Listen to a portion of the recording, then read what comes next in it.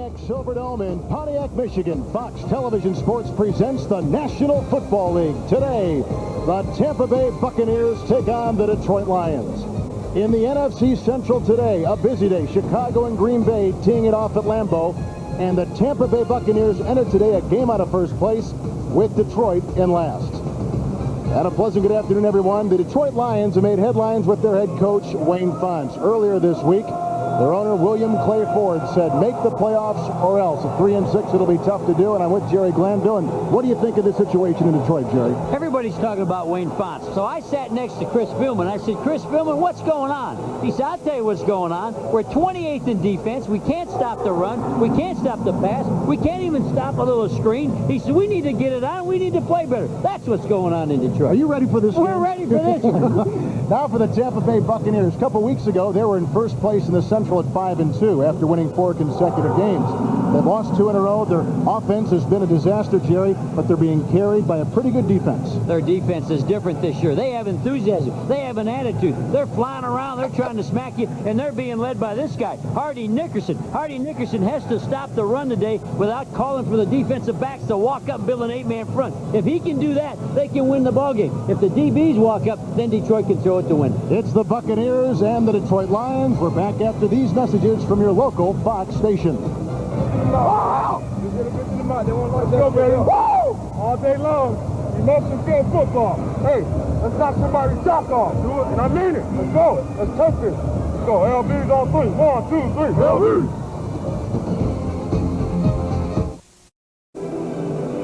Sam Weish is the coach of the Tampa Bay Buccaneers. Now in his 4th season, he says this is the best team he has ever had with Tampa Bay. And for the Detroit Lions, I guess you would call him the embattled head coach, Wayne Fontes. 3-6, 7th season, just 1 win away from becoming the all-time Lions leader in terms of coaching victories. The Silverdome in Pontiac, Michigan. And to kick off, Jason Hansen, who's had a great season. And Bobby Joe Edmonds is deep back, flanked by Curtis Buckley and Jerry Ellison. Bobby Joe Edmonds, one of the finest kickoff return and punt return specialists in the National Football League. Hansen, a good one, Jerry. 3rd in the NFL in touchbacks. He really's got a good leg. He does a great job. Also, his ball climbs so quick when he kicks those field goals. We are inside. Outside it is 15 degrees. Inside a balmy 72 degrees. And here we go. It's Bobby Joe Edmonds from the 4-yard line for the Buccaneers. And he races to the 25 with the marker thrown. Tackle was made by Corey Schlesinger. Trent Dilfer is the 2nd-year quarterback, though his first full season as a starter. They traded Craig Erickson, and right now he is the lowest-rated starting quarterback in the NFL, having a horrible game a couple games ago against Houston. On the line, Gruber, Pine, Mayberry with the broken thumb, Beckles and Scott Dill, the right tackle. The running backs, Eric Rett and Dave Moore, play a lot of tight end today, with Harper and Lawrence Dawsey, the wide receivers, and the tight end, as good as there is, Jackie Harris eyeing his first Pro Bowl. Was a penalty flag thrown on the kickoff return. It's against the Tampa Bay Buccaneers, and so this will shove quarterback Trent Dilfer back further now to the 15-yard line. A lineup with a couple tight ends, and what do you expect from the Buccaneer offense today, Jerry? I think they're going to really try to pound this ball, take the pressure off a quarterback who is struggling, hasn't been throwing the ball good. The running game can help the quarterback. First down and 10 yards to go from the 15-yard line, and Eric Brett got a block and has some room to roam as he takes it for a gain of 11 yards out to the 27-yard line. And that is a first down. Gruber and Pine on the left side of that line with a good deal of work on the defensive line of the Detroit Lions, led by the former Viking Henry Thomas with Scroggins, Robert Porcher, and the rookie Luther Ellis. They've gone to a 4-3 this year. Spielman finds himself in the middle, flanked by Mike Johnson and Tracy Hayworth. And in the secondary, they got Raymond and Clay along with Benny Blades, who's been playing some linebacker, but today he'll be in the safety along with Ryan McNeil. It is first down and 10 yards to go. And the Buccaneers at their own 27-yard line. And Trent Dilfer to go to the air for the first time in connects. Pass caught. Alvin Harper, first down as he's out to the 48-yard line with a pickup of 21 yards. And there you saw a bust in the secondary. The motion threw off the coverages they were going to go. They were going to run a key coverage. And the Tampa Bay is out scheming them here with what they did.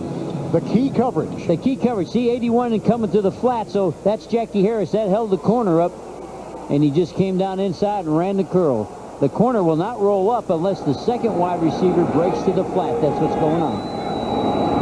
First down and 10 now from the 48-yard line, and Eric Brett will get his second carry today, gaining 11 on the first try, and that time he slides ahead for maybe a half-yard gain at the most as Ryan McNeil is there to shut him down for the Detroit Lions. When you watch, there's Eric Brett having an unbelievable year, and here's a guy that lines up deeper than anybody in the National Football League. You'll see as we show you as this game goes on, he's 8 yards deep from the ball. Which he thought maybe tipping off defenses on what kind of play the Buccaneers were going to run. Not only that, you got to gain 5 yards, just to be back to normal.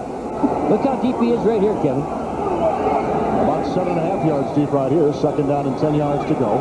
They got Jackie Harris, number 81 in motion. The blitz is coming on, picked up well, and that will spring Eric Brett, who runs again for 11 yards near the 40-yard line, brought down by Clay and Blades. 2 11-yard runs by Eric Brett on his way to 1,000 yards once again. And I think the Detroit Lions are not going to sit. Watch Chris Spielman. He's 54 on the blitz, but he does get picked off by Dave Moore.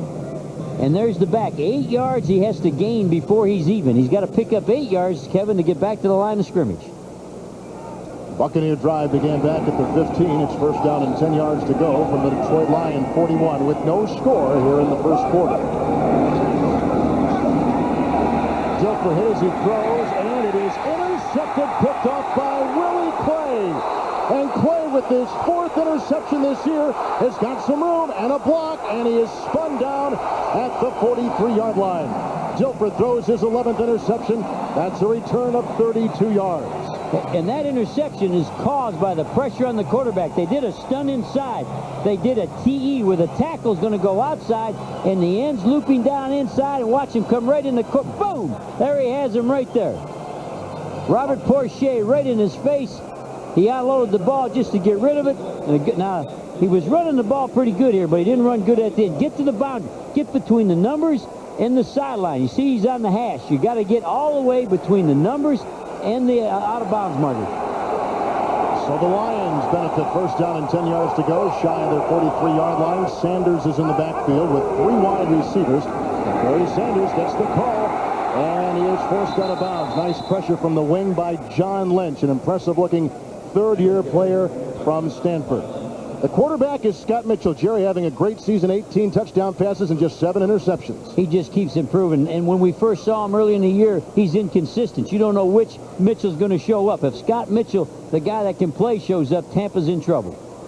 Mitchell can almost win a game by himself, can't he? He can do it when they have to bring the extra man up to stop Barry Sanders. What a great tackle on that last play by John Lynch. You called it. In at 3 in the play. Second down, 7 yards to go from the 46-yard line. Mitchell to go to the air for the first time, and a nice one-handed grab made by Brett Perriman. It's a first down to the Buccaneer 43. It's a pickup of 11 yards. Charles Dimry ushered him out of bounds. Now the offensive line, which will provide time, big and strong, maybe not the best, but as good as you'll find in this division, with Brown, Doug Weidel, Kevin Glover, the All-Pro, David Lutz, and Zephyrus Moss. Seen Barry Sanders carry it once. Perriman just caught that pass with Morton and Moore. Moore is a terrific wide receiver, and Rodney Holman, one of the oldest tight ends in the NFL. First down and 10 from the 42-yard line of Tampa Bay. Morton is in motion, 87. And the draw play to Barry Sanders, wrapped up, gobbled up by Eric Curry. There's no gain. And they came in with the rookie tight end. They now got David Sloan playing the tight end rather than Rodney Hampton. They think he has more speed and is a bigger threat on the pass. Curry, Dotson, Warren Sapp, and Hanatu will be on the defensive line. Linebackers, Brooks has had a nice rookie season with Hardy Nickerson and Lonnie March, the former Kansas City Chief. And in the secondary, Dimry along with Mayhew, the cornerbacks, and Thomas Everett along with John Lynch will be the safeties. A loss of 2 in the previous play. Second down and 12 yards to go near the 44 of Tampa Bay. All out blitz, Kevin. And Mitchell is high and incomplete, looking for 6'5" Herman Moore. And they sent the blitz off the open side. The open side is where there is no tight end, and they outnumbered him, and he had to bring the ball out quicker than he wanted to, and he threw a high one. That one there couldn't be caught. Scott Mitchell's had some big wins here against the Cleveland Browns and against the San Francisco 49ers, but Jerry, on the road has been a different story. They play better here, so they have to get this season back where they want it. They got to play good here today. And Dilfer's already thrown an interception this afternoon. It's 3rd down and 12 from the 44 of Tampa Bay. Mitchell, and that is blown dead before it's allowed to go, and there's a flag thrown at the 43. Illegal formation. The tight end didn't get on the line, but either did the wideout. Somebody's got to get up on the line of scrimmage. Ball start, number 71, offense. Prior to the snap, 5-yard penalty, 3rd down. That's big Zephyrus Moss, who comes over from the Colts. Penalties have really victimized the Detroit Lions and head coach Wayne Funtz all season long. He was just rocking a little. Right off to his right, they had a little confusion. Either the flanker or the tight end has to get on the line of scrimmage. And now the man out to the widest is on the line. See it there, Kevin? Yep. Penalty makes it 3rd down and 17 for Mitchell, and he goes a pass. What a catch by Perriman at the 32, and very close for a Detroit first down, whacked by John Lynch. And we like John Lynch. Here's the guy, and all the college films I've studied as a pro coach. Look, he is probably the 3rd best hitting safety I ever saw play college football. This guy will smack you. He played for Stanford, and nothing's changed now that he's got a chance to play pro football. You've seen a lot of safeties, haven't you? Oh, and I tell you, this guy I would have drafted in a New York Minute. This guy just likes to hit. Was a good pitcher. Could throw a fastball 95 miles an hour. First pitch ever for the Florida Marlins, in fact.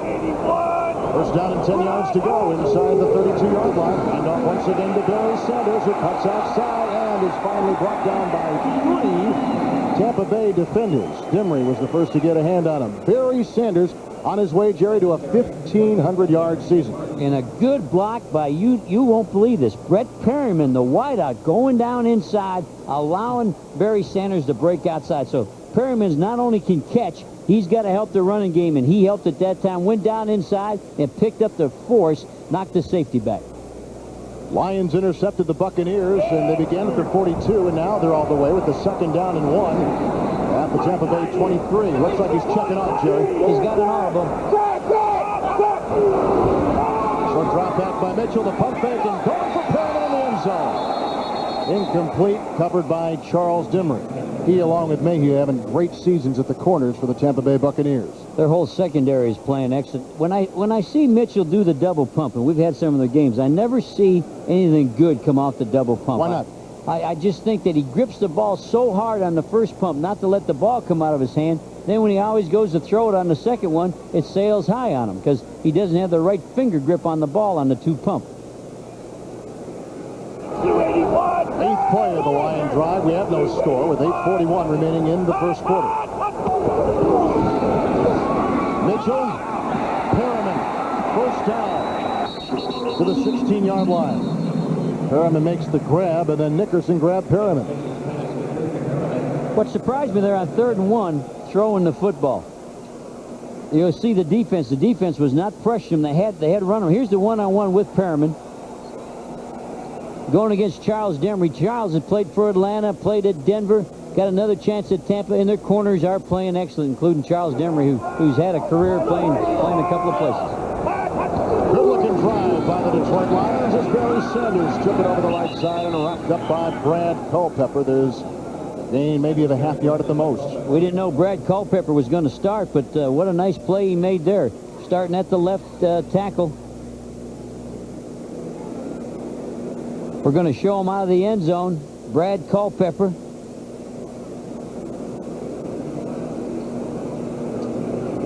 Good job. They tried to cut him, tried to leg cut him. Lomas Brown tried to get on his knee, and he just did a good job skating off that block. No gain by Sanders. 2nd down 10. 10th play of the Detroit Lions drive as Mitchell goes to the end zone. Touchdown. David Sloan. His first career touchdown. The rookie from New Mexico.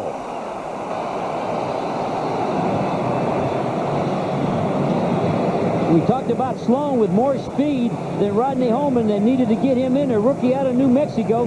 They don't like his blocking yet, but he can run, he can catch the ball. And it ended up one-on-one coverage with a linebacker, Lonnie March. Lonnie cannot run.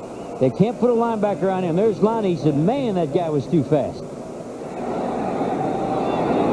Harrison will try the extra point. He is perfect this season in extra points. Holding will be the former Pittsburgh punter, Mark Royals, and the kick is true. And the Lions cash in on a Tampa Bay interception. Scott Mitchell throws another touchdown pass, his 19th of the year. Fox NFL Sunday is brought to you by the Discover Card. It pays to discover, the card that pays you back. By Digital Equipment Corporation. Digital, whatever it takes. And by Little Caesars Pizza, where you always get 2 great pizzas for 1 low price.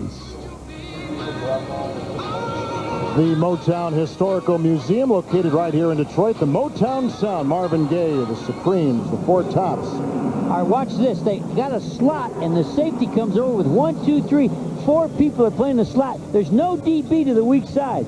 The linebacker does not have a chance. Lonnie Martz. Look at Lonnie. All the DBs got messed up and went to the same side. They had 4 defensive backs over to a 2-man slot side. And the subsequent kickoff by Jason Hansen. It's Bobby Joe Edmonds from the 1-yard line getting a block and brought down at the 21-yard line. Brought down by Scott Kolakowski.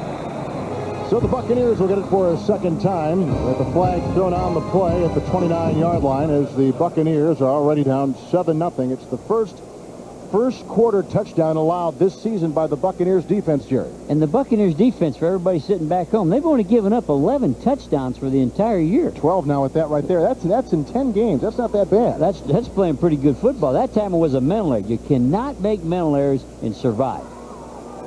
Illegal use of the hands to the face on the kicking team during the return.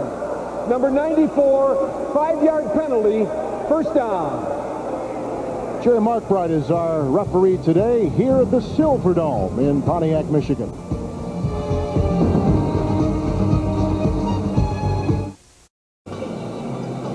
Well, the rookie from New Mexico, David Sloan, just lassoed a 17-yard touchdown pass from quarterback Scott Mitchell.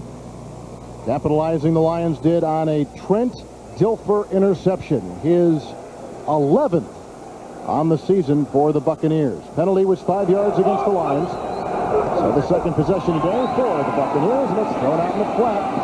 And caught on the wing by Courtney Hawkins, and Hawkins finds room, and he's behind midfield into the 45 and down to the 38-yard line of the Detroit Lions, a pickup of 36 yards on the play. And this is a screen to the wideout. He's going to take the ball, step. It's just a screen, but the wideout has to step back behind the line. Watch him. 1, 2, fire. They got a blitz on. Look at all the pulling linemen. There's the guard. Got all the way out there. Jim Payne. Here, look at all the orange pants. Got everybody out there. Mayberry with a nice block. That's a center playing out there. The broken thumb leading the screen downfield. Offense moving once again to the 38-yard line of the Detroit Lions. Oh, and they moved offside. That was Henry Thomas, who is pointing to Ian Beckles, who has got a bad knee today, as maybe moving first. And Beckles is pointing towards him. It's the power of the point. Now, the Lions have more offsides, Jerry, than any other team in the National Football League. In fact, they're as penalized a team as you'll find in the NFL. 24 defensive offsides this year and 81 penalties. Now, knowing that, would the Mark Bright crew watch even more tape and try to get a feel for what this defense of Detroit is doing in terms of the offsides? Well, if you scout Mark Bright, they're talking about holding. This crew calls holding. When you do Jerry Mark Bright, you get out the holding penalty book and you start counting them. So different crews are known for different kinds of penalties. But every crew can see a man jump before the ball snaps. Number 62, offense, 5-yard penalty, first down. So Ian Beckles, who didn't play a couple weeks ago against the Houston Oilers, is called. Now move that back now against the Buccaneers as Sam Weish, who visited with us last night, thought that they would open up the offense even more. And really, the offense of Tampa Bay has not looked that bad in the game. Really, they haven't stopped the offense. The interception stopped them. Their offense has been doing it. There's Lynch. Do we like Lynch or do we like Lynch? Well, he was injured, Jerry, on a previous play, a left knee strain, and they don't know if he's going to be back in today. Wow, that'll kill him because I think as a hitter, as a tackler, a guy to stop the running game, he's as good a safety as anybody's playing right now. Well, he pushes it back 5 yards. First and 15, and the handoff to Eric Brett. He goes nowhere. The James Brown week. There's a must game for Green Bay. That is a must game. They're playing that game in Chicago? In Green Bay. In Green Bay. That'll be a battle. Second down, 16 from the 45. At the 44-yard line of the line for the Buccaneers. Dilfer, good time, and the pass right on the money to tight end Jackie Harris, and he's to the 31. He has a higher yards per catch average than even the great Michael Irvin down at Dallas, and he is a tight end. He's having a great year, and you really got to stop Rhett, the running back, and then you got to stop 81. That's the guy that makes the plays. Look at the corner taking away inside cuts, which means they had a one-on-one coverage. So you got to take away the post, and then you can't stop the out. That's what happened to Detroit. That was the 34th reception by Jackie Harris. You can see where he ranks among all NFL tight ends. Third down and 4. Listen to this crowd. This crowd just woke up. Dilfer out of the pocket with an escort and time, and the catch for a first down to the 22-yard line in Lawrence Dawsey. This is the first time we've been able to see this quarterback. And you wonder about the rating. Sometimes the rating, doesn't tell the story. Right there, he looked like an athlete. Rolling out this side. He's rolling to the side that the receiver's on. Coming out looking for Dawsey. Good play by Dawsey. Fake inside, come right back outside. Can't cover that one. Nice play right there, but on the sideline, 47, John Lynch, out for the game with a strained left knee. That is bad news, and that's one guy that I would have bought a ticket to watch play. We love the way he tackles and hits. From the 22-yard line, first down and 10. Here's Eric Brett with the hole, and submarines to the 20, make it the 16-yard line. Benny Blades makes the stop. A little different watching him when he lines up that deep. When he's the only back in the backfield, there's a lot of room before you get to the line of scrimmage. No huddle now, second down and 3 to go with the flag thrown, and into the end zone they were looking for wide receiver Alvin Harper, the former Dallas Cowboy. Coverage was applied by Ryan McNeil, 47, and a flag thrown on the play. And that's what Sam used to do when he was at Cincinnati. The big no huddle, try to get you substituting, the quick snap, try to make a play, and they haven't been doing that with a young quarterback. Now, you had to face that no huddle. What was that like for an opposing coach? Well, if you played him twice a year, you had a system you could go. I think where it really hurts somebody is you only play them once every 3 years. Then the defense gets in trouble. But if the defense sees you twice a year, they're smart enough to build up a package on how to stop So that. the Lions are used to it. Yeah, but I don't think they've been doing much of this. This is new for Tampa. I think here's Jerry. And it's a penalty against the Detroit Lions. And that was because of the quick snap. That penalty isn't a normal penalty that Detroit's been getting. The quick snap caused that penalty. 12 men on the field. Defense, 5-yard penalty, second down. And the way that works, you got to listen to this. When they see the substitution, they get on the line and snap the ball while they're in the middle of the substitution. It isn't that Detroit was so bad they had 12 people out there. The minute he saw the substitution, they got up and snapped the ball. So it's a first down for the Buccaneers, who began this drive at the 26. They'll line up with 3 tight ends, Harris, Armstrong, and Moore.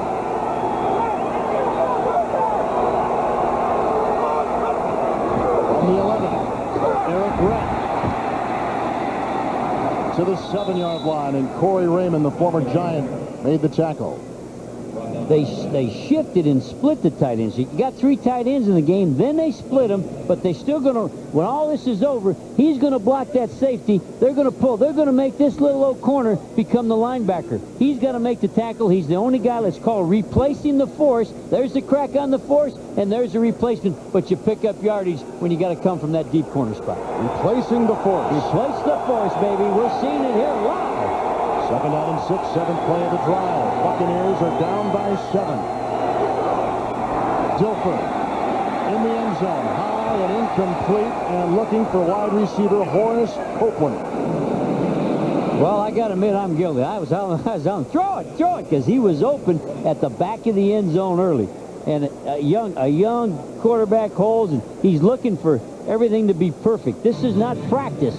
It won't be perfect. You got to gun it in, and he's got a good enough arm. Watch him come on up. There it is. Go, go. And he was afraid of Mike Johnson, so he threw it over the top of Mike, who had underneath coverage, and that made the ball go out of the back of the end zone. Dilfer now facing 3rd down and 6. He's got 3 wide receivers for the Tampa Bay Buccaneers. Dilfer hit, escapes. He can go in for the touchdown, and he makes it. Touchdown, Tampa Bay Buccaneers. And great pressure on the quarterback. They had such good pressure, he took off and ran. Nice job of running. He ran last week for a touchdown.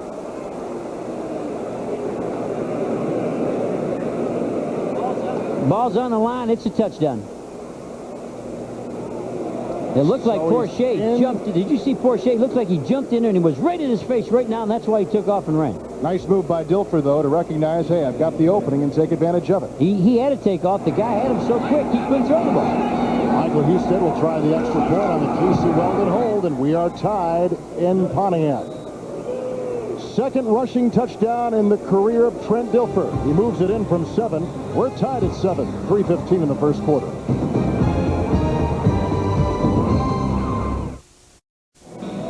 Eight plays, 74-yard drive, and a Dilfer touchdown run for the Buccaneers. And watch Porsche. Instant pressure on the quarterback. Forces the run. He did an inside. Look at there. Dilfer's got to go. And a good run by Dilfer. And watch Ryan McNeil. Won't let him spike the ball. He picks the ball up. I scored. And there's Ryan taking the ball out of there. Dilfer told us last night, Jerry, that he is a very emotional player, that he thrives on the heat of the battle, and he considers himself kind of a throwback player, and when he gets mad, and he's already thrown an interception today, that really motivates him, and it really triggers him, and we saw it on that drive, and more specifically on that touchdown run. Houston at the kickoff. Deep back, Vernon Turner, the former Tampa Bay Buccaneer, from the 2-yard line. Vernon Turner replacing Mel Gray, and he digs his way to the 28, and a couple flags are thrown. Tackle was made by Demetrius DeBose for Tampa. There's Tony Stargill, 45. That secondary now, Jerry's going to have to replace John Lynch. He's out for the game, and it's a penalty flag. Jerry Markwright tells us is against, again, the Detroit Lions. And I see two teams with a lot of emotion here early. I think both Illegal teams. block, number 32, receiving team. Half the distance to the goal, first down. All right. So we're tied at 7, 3 to play in the first quarter from the Silverdome in Pontiac.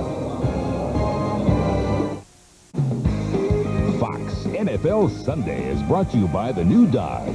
We're thinking ahead.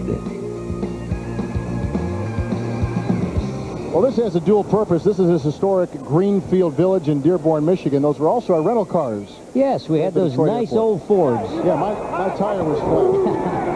First down and 10, right to work goes Mitchell, and throws a pass to Herman Moore for a first down to the 19-yard line, a gain of 11, working on Martin Mayhew. And a play-action pass going against what you call key coverage. The slot man breaks flat, and that's why the curl opens up. There's the curl route opened up to the inside. And Mayhew's an excellent corner. When we were in Atlanta, we tried to sign him as a free agent. In fact, we offered him more money than we did with McKyer, but we couldn't get him, so that's how you end up with McKyer. Down player is Tony Stargill in a secondary that is already just a bit beat up. John Lynch, we told you before, on the sideline, a strained left knee, and he is out. And Jerry, you thought he was pivotal for the Buccaneer defense, stopping Barry Sanders. I think the way John Lynch plays, you need a guy like that in the secondary to stop Barry Sanders. This is John Lynch. Here's a guy that was drafted in the 2nd round in baseball and then came back to play football because he loves to play football.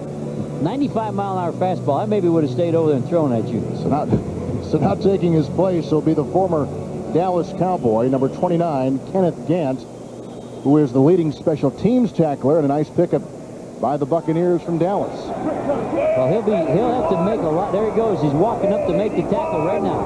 First down and 10 yards to go from the 20-yard line as Barry Sanders is stopped at the 22-21. Brad Culpepper makes his second solo tackle today. And this is what opens up the passing game when you have to walk up. We talked in the opener that if Tampa has to do an 8-man walk-up, watch this. Here's the replacement for Lynch. He's going to walk up, stand right there, so they got him outnumbered on the running game, but that makes it tougher to stop the pass. It'll be second down and 8.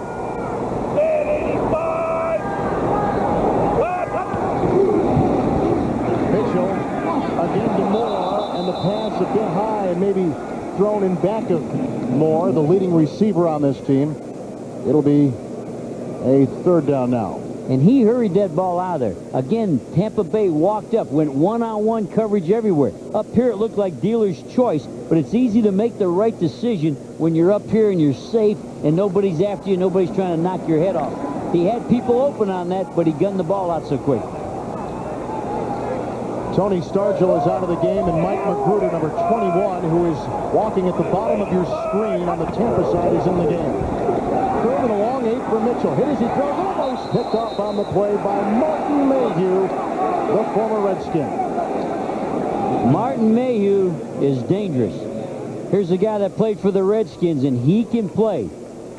He went to Tampa Bay as a free agent, got a ton of money, and I promise you a lot of people wanted him on their football team. And you throw the out route out there, good hit, good pressure. Brad Culpepper playing pretty good for a guy that hadn't started before.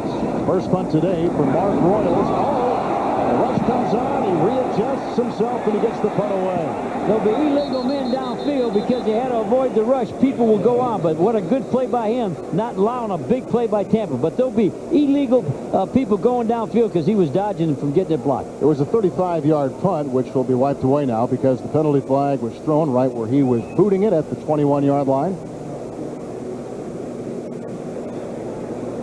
Buccaneers came in today 5-4, Detroit 3-6. Ineligible receiver downfield on the kick, number 59. Penalty is declined. First down. 59 is Mike Johnson. They had to decline the penalty because he only got off at 30, but watch him. Here's a 6'5" punter. Our punters are huge. And here comes Curtis Buckley, number 28. Watch him. Oh my gosh, if I punt that, it's blocked. I'll move over here and get that off, but he didn't get the good leg extension, and he only got off a 35-yarder, but he had enough presence not to go and get that thing blocked. Talking about the size of Royals. 6'5" punter. Our punters today in this game are 30 pounds heavier than the average punters. 30 pounds difference. Buccaneers in the first quarter with their offense. Tied at 7. Good beginning field position from the 45-yard line. It's a handoff to Eric Rex, who wheels back inside and gets to the 46 and picks up 2 before he is stopped by Ryan McNeil. And that was good football by both sides. They were running the sweep, pulling the guards, and the defense was coming after him. That both teams are bringing emotion. Both teams are trying to play hard and get after each other right now. Jerry thought the key today for the Tampa Bay Buccaneers was the play as we see Don Majkowski warming up on the sideline, the former Packer and Indianapolis Colt. He thought a key was the play of Dilfer for the Buccaneer offense. Second down and 9 from the 45. Eric Rex again has more carries than any other running back in the NFL, and he darts up the middle for a first down, picking up 11 to the Detroit Lions 42-yard line. Like you were saying, we thought Dilfer had to play without making a mistake, but Rhett, this guy, he's got 200 carries, and the next guy has a 7 carries. So you know who's going to get the football. You know who you got to stop. And I think if they don't turn the ball over, they're in for a good day. Jerry, on 3 separate occasions, as we take a look at Scott Mitchell, on 3 separate occasions offensively for the Buccaneers today, Rhett has run for 11 yards on each of those carries. And offsides against the Buccaneers, they stop the play before it's allowed to begin. Looked like Armstrong, the tight end, Ty J. Armstrong. Move number 86. False start, number 86, offense.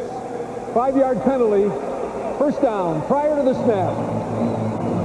And watch Rhett's depth.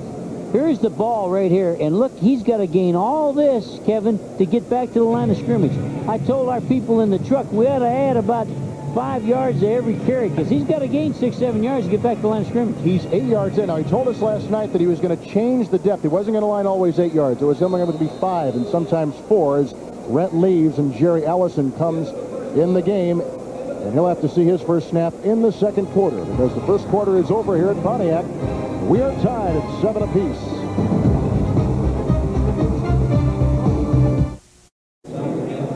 Well, we're tied at 7 apiece. The Buccaneers and the Detroit Lions, as Brad Culpepper moments ago came ramming into the quarterback, Scott Mitchell. Now, you can see the helmet in the left hand hitting. Of course, that is his left throwing hand. Earlier in this season, he had hurt his middle finger on his passing hand. I don't know if this is an aggravation of a previous injury, but out he goes, and by himself.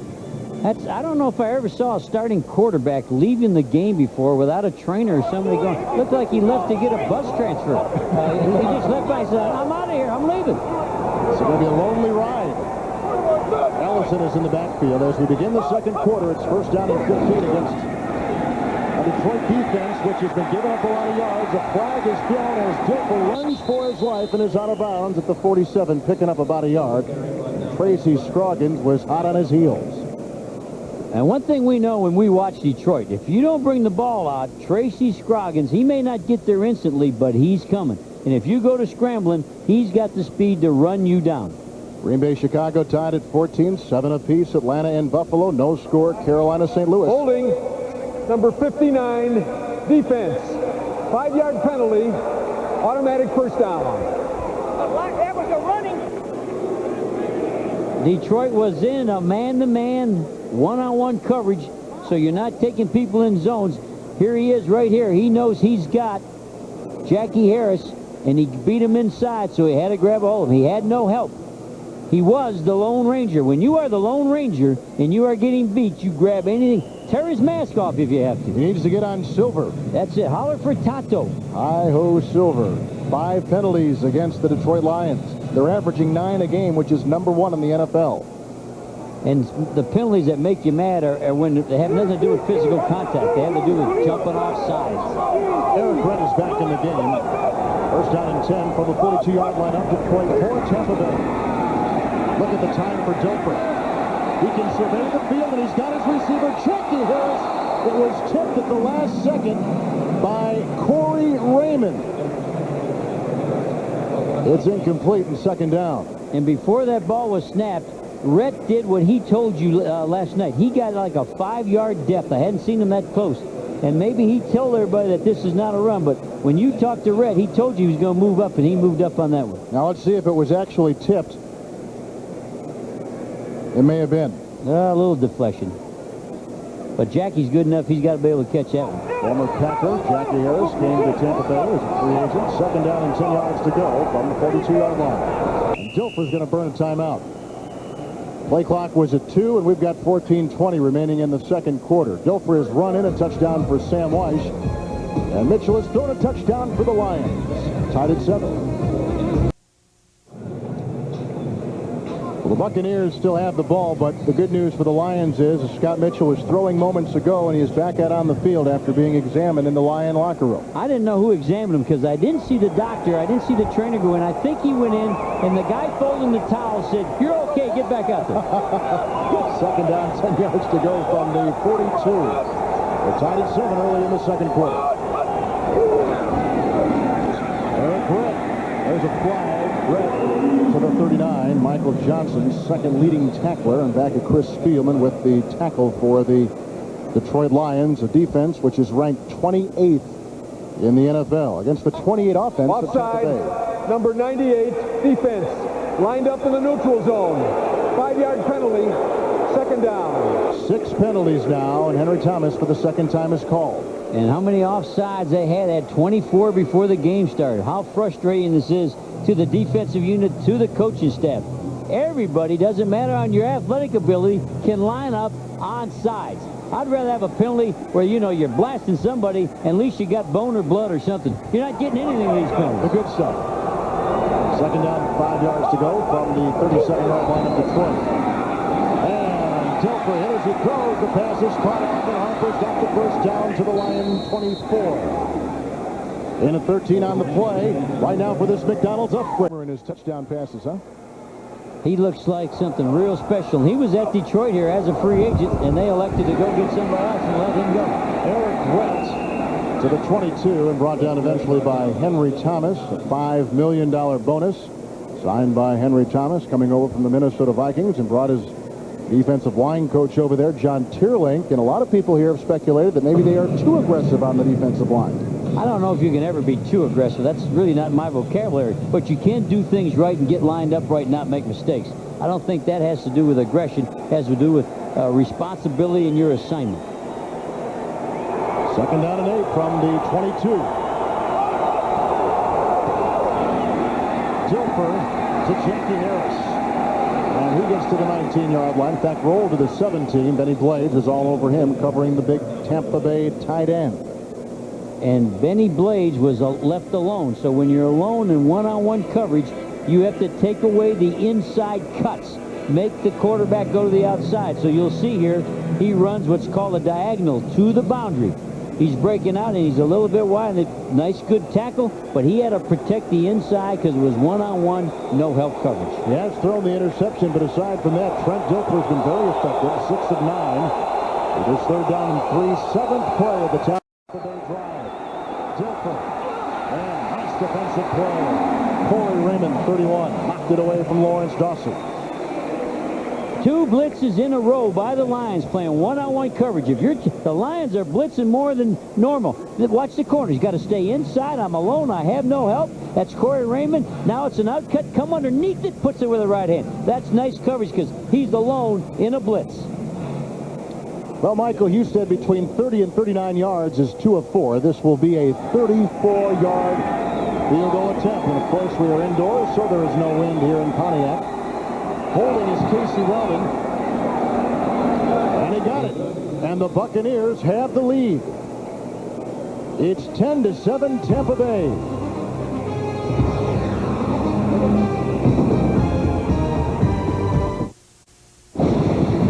Coming up next, it's the second half of our Fox NFL Sunday doubleheader when the San Francisco 49ers take on the Dallas Cowboys in the most anticipated matchup of the season. It's coming up next, right here on the Fox Television Network.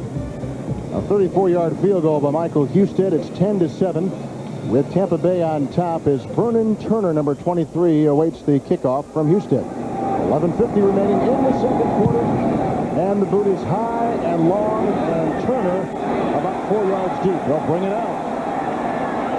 Wearing the familiar number 23 of Mel Gray, he is out to the 18-yard line and brought down eventually by Curtis Buckley. And here comes Barry Sanders. Has the Tampa Bay defense, Jerry, been doing anything with him in terms of stacking up the middle?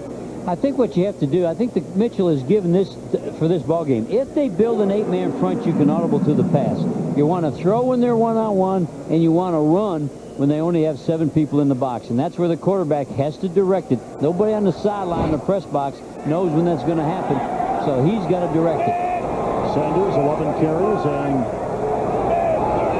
they get 5 carries and 11 yards today.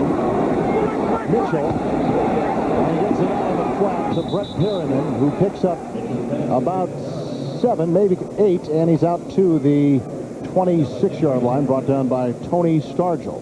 We're going to show you exactly what we're talking about. The quarterback did the right thing. He's going to walk up for the run, build an 8-man front. So now it's all one-on-one coverage. So it's like picking the chicken wing. You step back and you gun it. You can do that all day. Yeah, but you can't run when they got the 8 in the box. Second down and 2. Sanders has what appears to be a first down, grabbed around the ankle by Hardy Nickerson, the leading tackler. And they're going after the Tampa Bay run force, cracking the run force with the wideout. And Perriman and Herman Moore are good receivers, and everybody knows about their catching, but they'll also come after the safeties to help Barry Sanders try to break a long one. And Nickerson's got his eye on Sanders all day.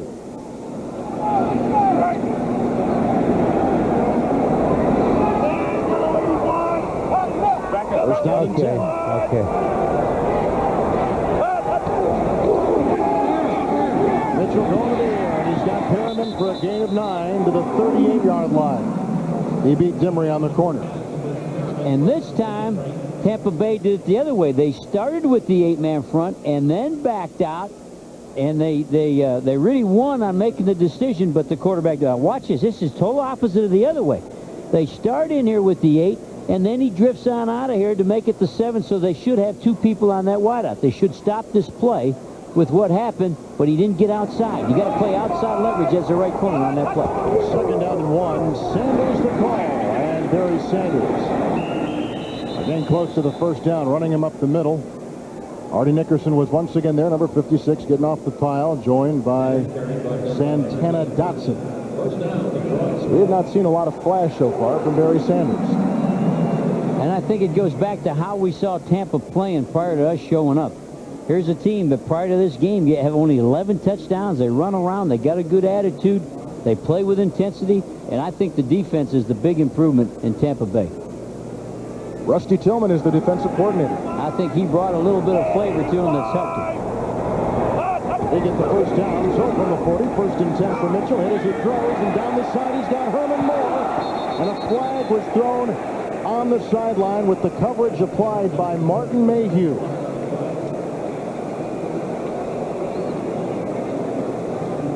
And Tampa Bay went back and showed the 4 deep. And they really had people double covered. They're doing it. Tampa Bay's doing a good job. They're shifting the defense. Illegal contact foul. Number 35, defense. 5-yard penalty. Automatic first down.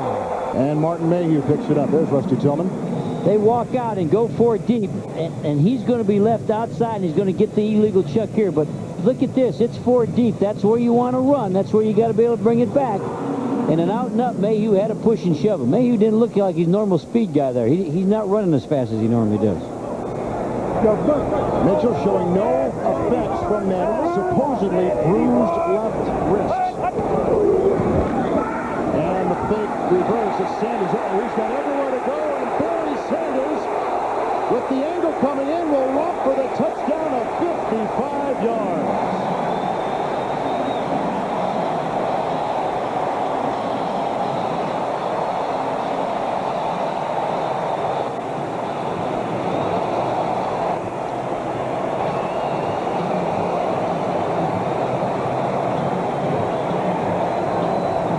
It opened up. It was a fake reverse. He kept it. The only bad part of the play, Kevin, is the wide receiver for Detroit threw a block way downfield. Don't throw a block behind the play. Could have been caught. Johnny Morton, I believe. Watch him run. Watch to the right. See if it comes in on this shot. It didn't come. There's a block right there, way behind the play, and he got clipped. You can't make a foolish block like that. Jason Anson with the extra point for the Detroit Lions. And so now the Lions go on top, 14-10 over Tampa Bay. And today's Aflac trivia question is, in 1982, Tampa Bay had the NFC's top-ranked defense. Who was the defensive coordinator? The answer coming up next from Pontiac.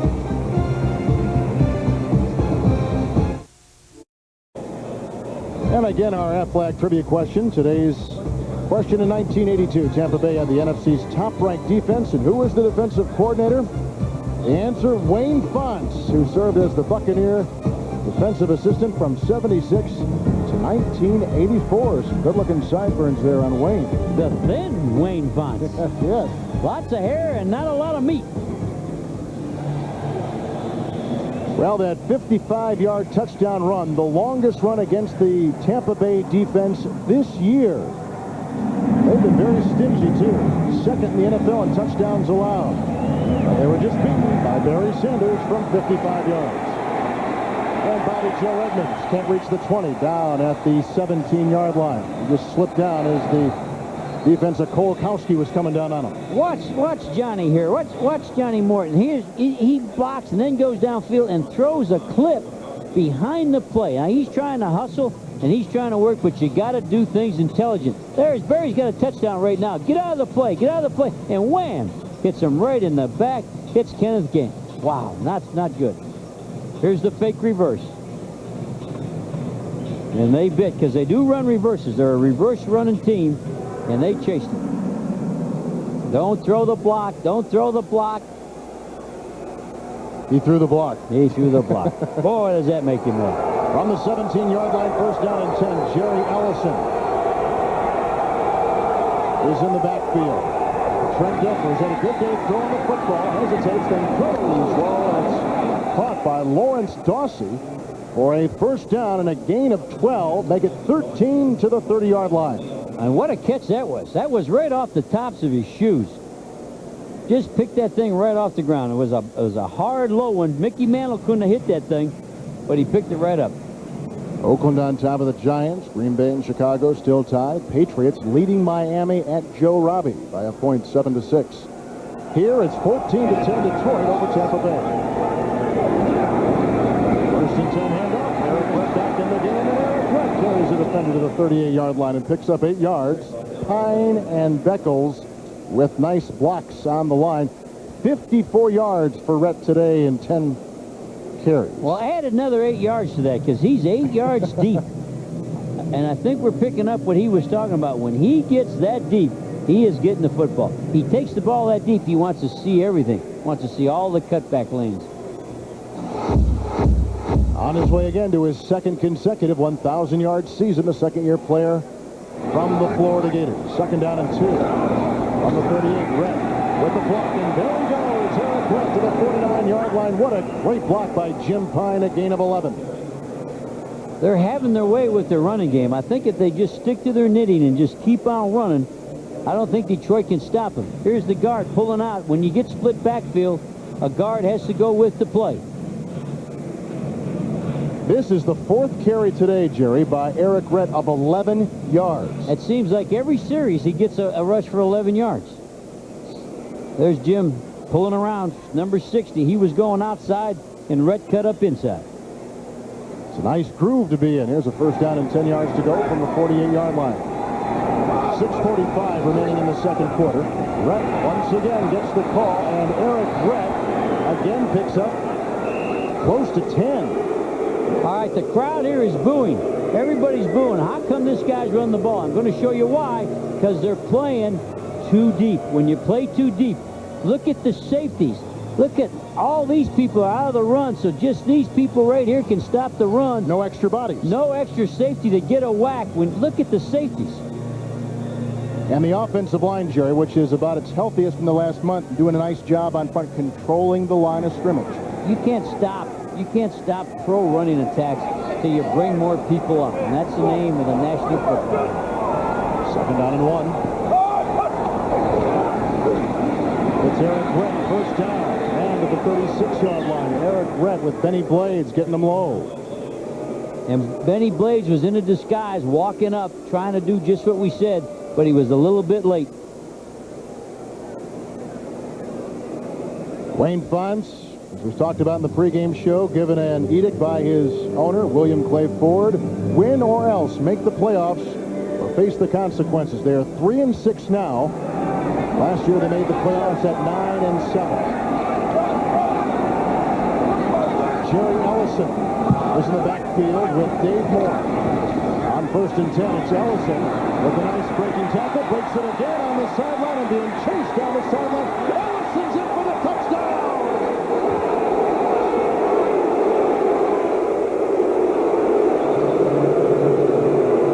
On just his 8th carry of the season, his 1st touchdown of the year, and the Buccaneers are back on top.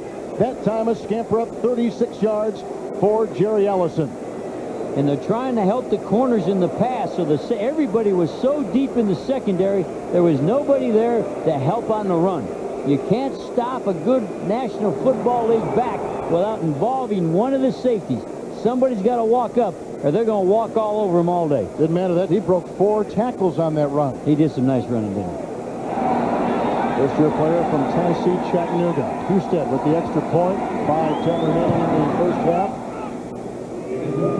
And you expect Eric Rhett, who's had a great day running the ball, but his backup here, Jerry Ellison, 36 yards, his 1st career touchdown. And the Buccaneers are back on top. Couple running touchdowns by the Tampa Bay Buccaneers, but from 2 unlikely sources right there. Jerry Ellison, his 1st career touchdown. Dilfer had the other one. It's 17-14 Tampa Bay. About a Chattanooga water moccasin. University of Chattanooga, you said, right? Tennessee, Chattanooga. And that was only his 8th carry of the season. You know, Rhett has carried more than any other running back in the NFL. And here's the Husted kickoff. Ron Rivers, who backs up Barry Sanders from 2 yards in the end zone, will take it out for the Detroit Lions and breaks the tackle. Here comes Ron Rivers outside and brought down eventually by the Buccaneers' Mike Magruder. That's a return of 30 yards. It'll give the Lions pretty good beginning field position. Watch this touchdown run. Both safeties are off deep trying to help. A cover 2 can't stop the run. This safety's got to make the first play on inside force. This safety's coming from downtown Detroit. He's at Tiger Stadium. He misses that tackle, and he's off. Now watch him get the official right. Oh, got a little whack on the official. Ron Liebsack is the guy watching right there. Watch his arms, though. Touchdown, touchdown! Liebsack, he should have leaped back. First down and 10 for Mitchell, and he's got Herman Moore, who fumbles the ball, and it's recovered by the Tampa Bay Buccaneers and Hardy Nickerson. That's the first turnover by Detroit today, and we are pushing and shoving after the play, and they go to penalty fights, and a big hit right there by Zephyrus Moss in a hot on 2.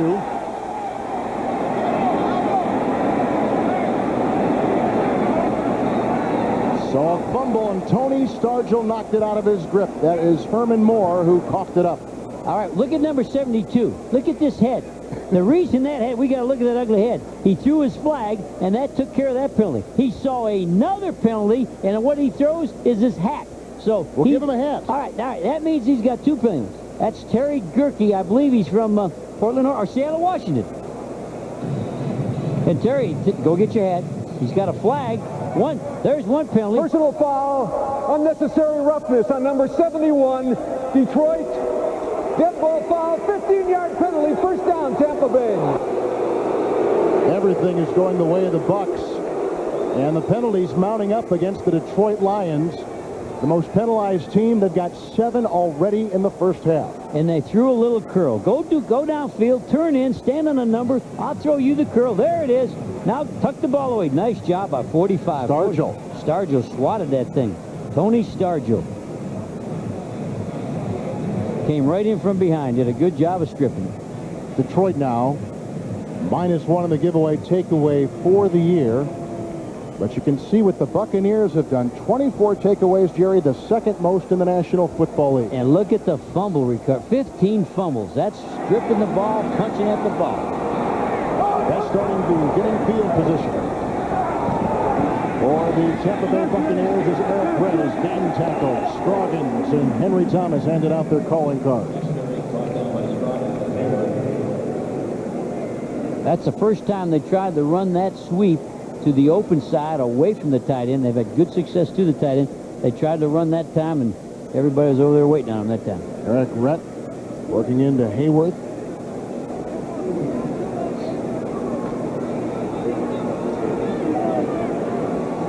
The Bucs have a season-high 126 yards rushing today. Second down, 8 yards to go from the 38-yard line of the Lions, and Eric Brett again.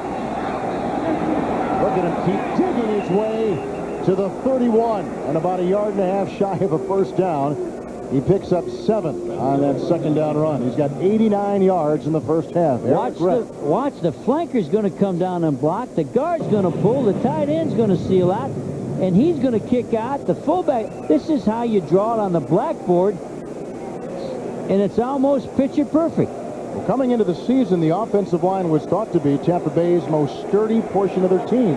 And this is the most healthy the offensive line has been all year, so they're healthy and they're blocking. And they've got a 3rd and 1. They got to get to the 29 of Detroit. Grant short by 1 yard. Spielman saw to that, the leading tackler for the Lions defense. So now if you're Sam Weiss, Jerry, do you go for it on 4th and about the length of the football? Well, he has to know his kicker. If his kicker can make the kick here, I think you come back and kick it so that, you know, what is it? It's at the 31-yard line. He's going to go for it. He knows his kicker. I think if your kicker can make it and it's more than 1 yard, you go ahead and kick it. He has kicked a 53-yarder, but they're going to go for it. And the Buccaneers, who lead 17-14 just before the 2-minute warning, have it 4th down and 1. Detroit should move up in there with those backers here. Eric Brett. They're waving him off. Willie Clay came from the secondary and pounded him down. He may be shot. And Chris Spielman was on a blitz. I was wanting him to move up. If you're going to stop a yard or less, you can't stay deep. And he was this guy. Watch him. He's going to walk up and blitz. He should blitz also. And then 32 is Clay at the bottom of your screen. Well, he had the back, man-to-man in pass coverage. So, see, that back brought 32 in to make the tackle because the linebackers were blitzing. He had pass coverage on him. They're going to be short by probably the nose of the football. Well, should have kicked that field goal. You were right. You are one of the best general managers in the National Football League. Well, I can fool you. That's all I care about. He made it by the nose of a football. It was that close. Wow, and Glover was already out on the field, the center for Detroit, getting everybody to huddle up to take the ball. So they got a good spot.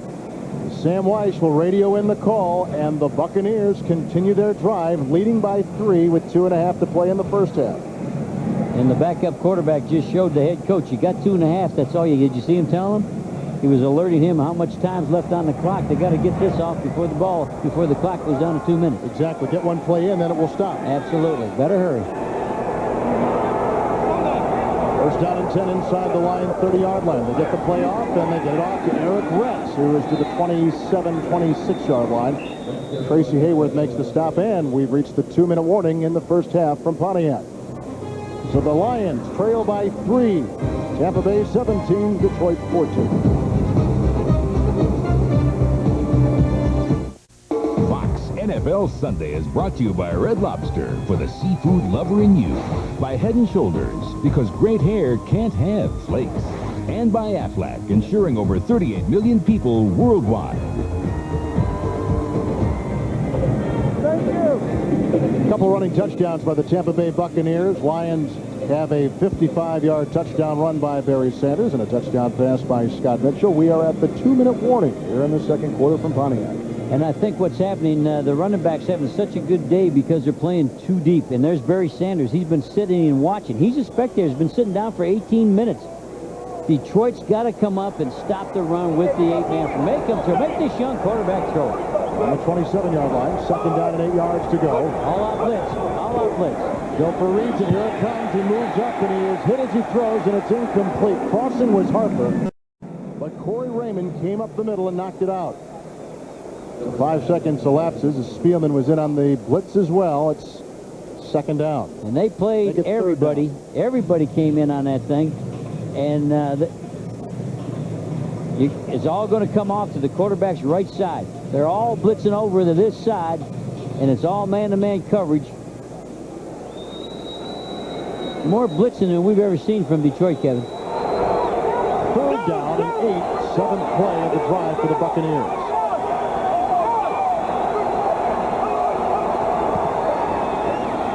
Here's Jerry Ellison. And he works his way close to the 25, a gain of about 2, and they've got about another 5.5 yards to go as Henry Thomas and Ryan McNeil made the stop. Now coming up on the Dockers Halftime, our Hollywood studio will bring you scores and highlights from around the NFL, and we'll have a report on the upcoming showdown between the San Francisco 49ers and the Dallas Cowboys. That's all coming up on the Dockers Halftime. Here, 17-14 Buccaneers as Michael Husted takes the field. Trying to tack on 3 more for Sam Weiss. She already leads 17-14. Harlan and Michael Husted trying a field goal. He has already booted one from 34 yards. This will be from 43. He is 2 of 5 between the 40 and 49. Bad snap. The kick has the distance, and it is no good. Wide left. Ed Brady with the snap, and Weldon was just successful to get it up on its point as it was against the ground, and he had to turn it. And the holder did a good job, and he has good technique. His right hand is bent. His right hand's bent, trying to get the ball into his hand as quick as he can. He's not reaching for the ball, but it hit the ground. He put Forster down. When you get a bad hold, when you watch it, well, look at this elbow bent. That's exactly what you're supposed to do. Jam it to the ground. That's what he's doing. Set it up. Now, when you get that, don't look up, kicker or holder. When you get mishandled snap, everybody looks too soon and pulls the ball. He's looking too soon. Casey Weldon with the hold, and now it's first down and 10 yards to go from the 34 for Mitchell, trailing by 3 in his 2-minute offense. The curtains a pass down the middle, almost picked off by rookie Derek Brooks. It'll be second down, going for the tight end David Sloan with Scott Mitchell. Scott Mitchell had an unbelievable look on his face right there. It looked like, you know, what, me? Me worry? You got to worry. You got to go get it done. Lions have had success in their 2-minute offense. They sure have. Scored 6 times right before the half. Mitchell second down and 10. 1:26 remaining in the first half.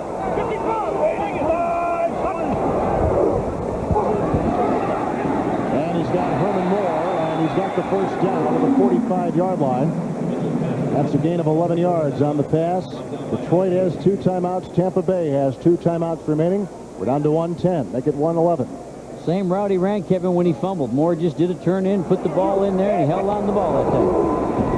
Mitchell with the first down and 10 through the hands of Sloan, and a marker is thrown at midfield. Derek Brooks, a rookie, took a shot on the rookie tight end David Sloan. And that's a dangerous throw in a 2-minute. If Derek Brooks takes one more step, he's got a touchdown going the other way. Holding, number 45, defense. 5-yard penalty, automatic first down. That's Tony Stargell, 45.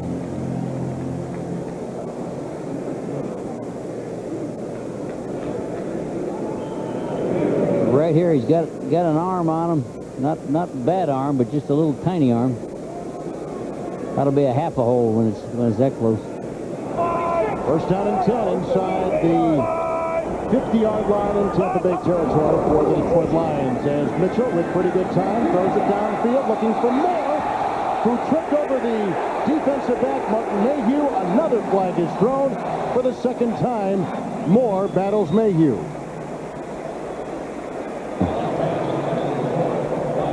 Excellent pass protection, too. Before all the feet got tangled up, Kevin Glover, the excellent center for Detroit.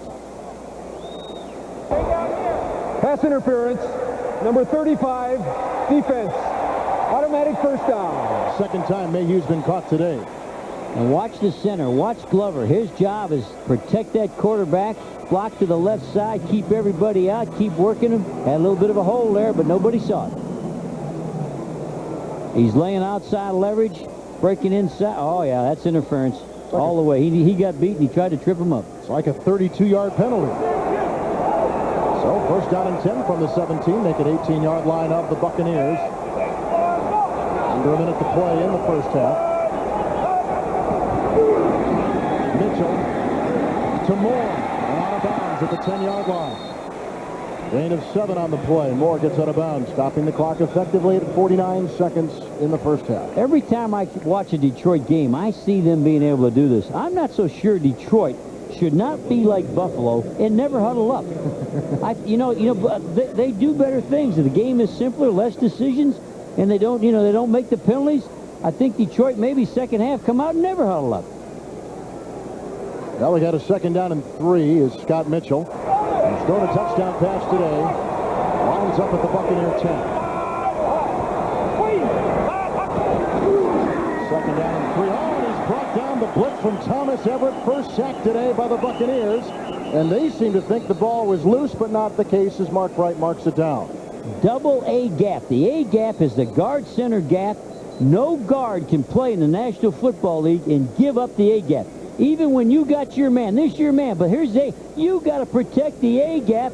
Every A gap's got to be blocked. You cannot do that. A back in the backfield cannot pick up the A gap unless you're in the shotgun. And he was under the center. Right through that hole. No way. Look at the back chase. You got to switch that block off unless you're in the... Only time the back protects the A gap is if the quarterback's in the shotgun. When he's in the center, the guard's got to go down and the back make the adjustment off the guard. Everett with his first sack this year. A trade sent him from Dallas to the Buccaneers and Sam Weiss last year. You see the timeouts remaining. Well, next week, NFL Sunday kicks off with a crucial NFC Central matchup as these same Lions take on the Chicago Bears. And the Cowboys battle the Raiders in a possible Super Bowl preview. It all begins at noon Eastern, 9 a.m. Pacific. Check local listings for the game and the time in your area. We'll be in Philadelphia next week, Jerry, for the Giants and the Philadelphia Eagles. That'll be a good one. It will indeed. And with when you call those games, everybody back east loves you. You got 2 fans back there. My mom and my dad. Yeah, they're going to listen to you. They love me. Well, one's kind of shaky. Third down and 9. Mitchell, after just being sacked, throws into the end zone, and it is caught out of bounds. Perriman had it, and he lassoed the pass out of bounds. And so they'll try for 3. And the pressure on the quarterback, they're all over him. I don't know how he got the ball this close. This quarterback could develop into something special because Watch the pressure on the quarterback. By Santana Dotson. Look at that, all in his face, and he still throws a catchable ball. That's a pretty good catch, too, by Perriman. It sure is. We got a 6'5" holder. Shake his shoulders. Look at him shake your fingers. 33-yard field goal, and it's blocked. A blocked field goal.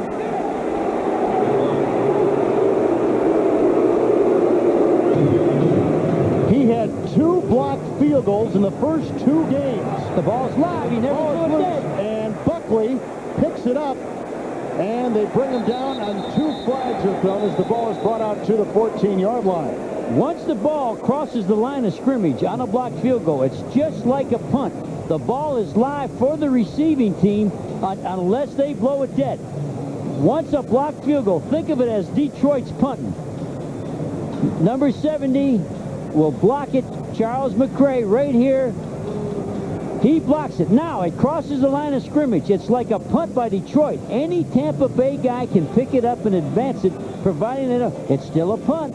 Now they've blown it dead. Hey, watch it. 96 has now blown it dead. It's live. Nickerson's looking around. Look at here. Is it dead? Nope, I haven't blown it dead. Buckley, pick it up. Get out of the woods.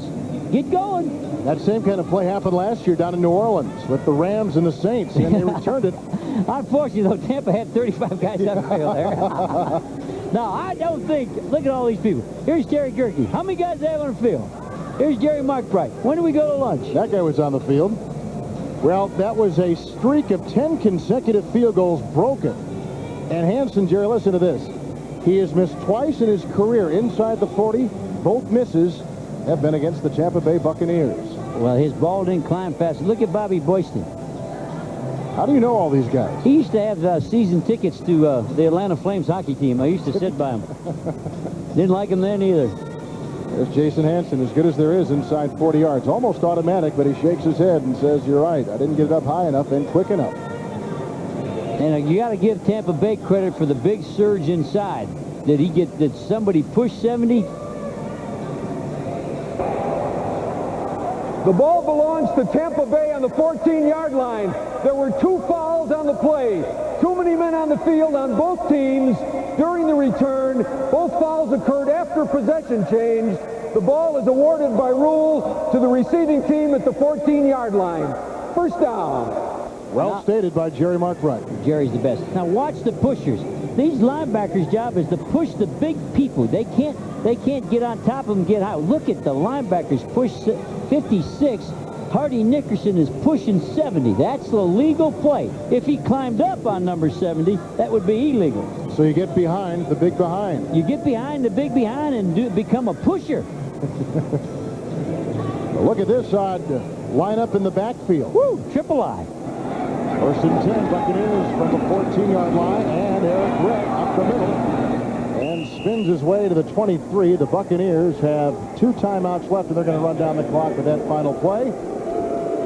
And the Lions, who had a chance to tie on the 33-yard field goal, had it blocked, and Barry Sanders, who does have a 55-yard touchdown run today, will walk off, and Wayne Fonts needing a win in the worst way for the Detroit Lions. So it is 17-14. The Buccaneers lead Detroit. Stay tuned for the Dockers halftime after these messages from your local Fox station.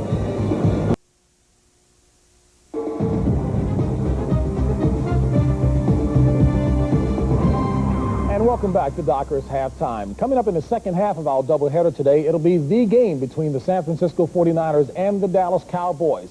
A lot of questions being asked leading up to game time as to who's healthy and who's not. Well, for the latest, right now, let's take you down to Texas Stadium and Pam Oliver. Thanks a lot, JB. Well, all week long, the Dallas Cowboys have tried to say and do all the right things. You know, stuff like how much they respect the 49ers organization and how you can pretty much toss out win-loss records heading into a big game like this. But while all of that may be true, the Cowboys fully understand they can do some major damage to their arch nemesis, who at this point are fighting for their playoff lives. 5-4, with the opportunity, a great opportunity to be 5-5, then a greater opportunity to be 5-6 when you go see Miami. I mean, it's tough on those guys because they only expect to be number 1. we're done. We're tired of losing. We're tired of all this conceding and the 49ers are over and this and that.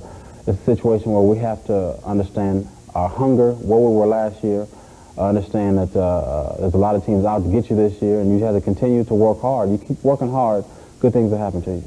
Well, they had better happen soon, because with another loss today, San Francisco heads home a mere 500 ball club with tough games coming up against Miami, St. Louis, and the Buffalo Bills. Now, in addition to the 49ers quarterback casualties, they'll also come into this game with a retooled offensive line. Steve Wallace has a shoulder injury. He will not start.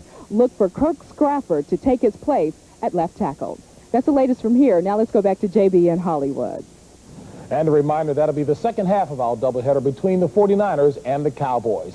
Dockers halftime will continue after this.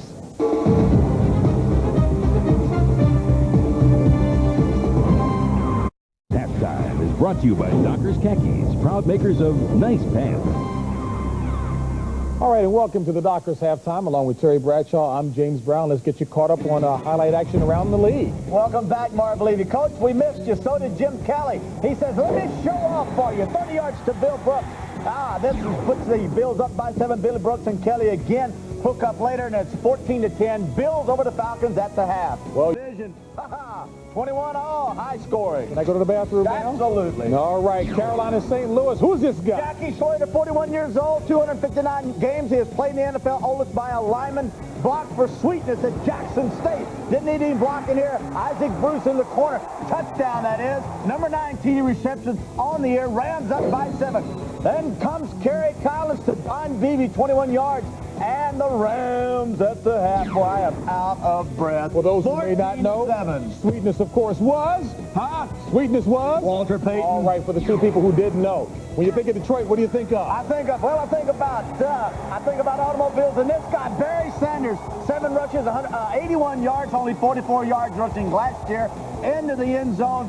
And the Lions are up, but back comes this man, Jerry Ellison, 36-yard TD run. Tampa Bay down. Tampa Bay, yes.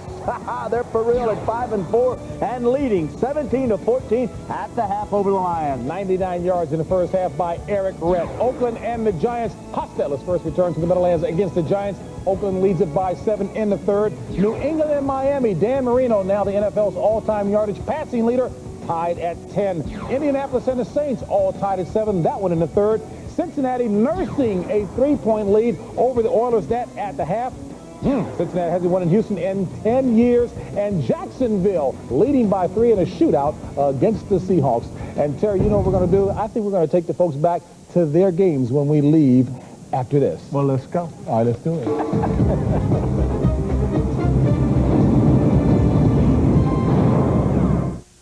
Buccaneers have lost a couple games in a row. They come in today 5-4. The Detroit Lions in desperate need of a win. They are 3-6 entering into today.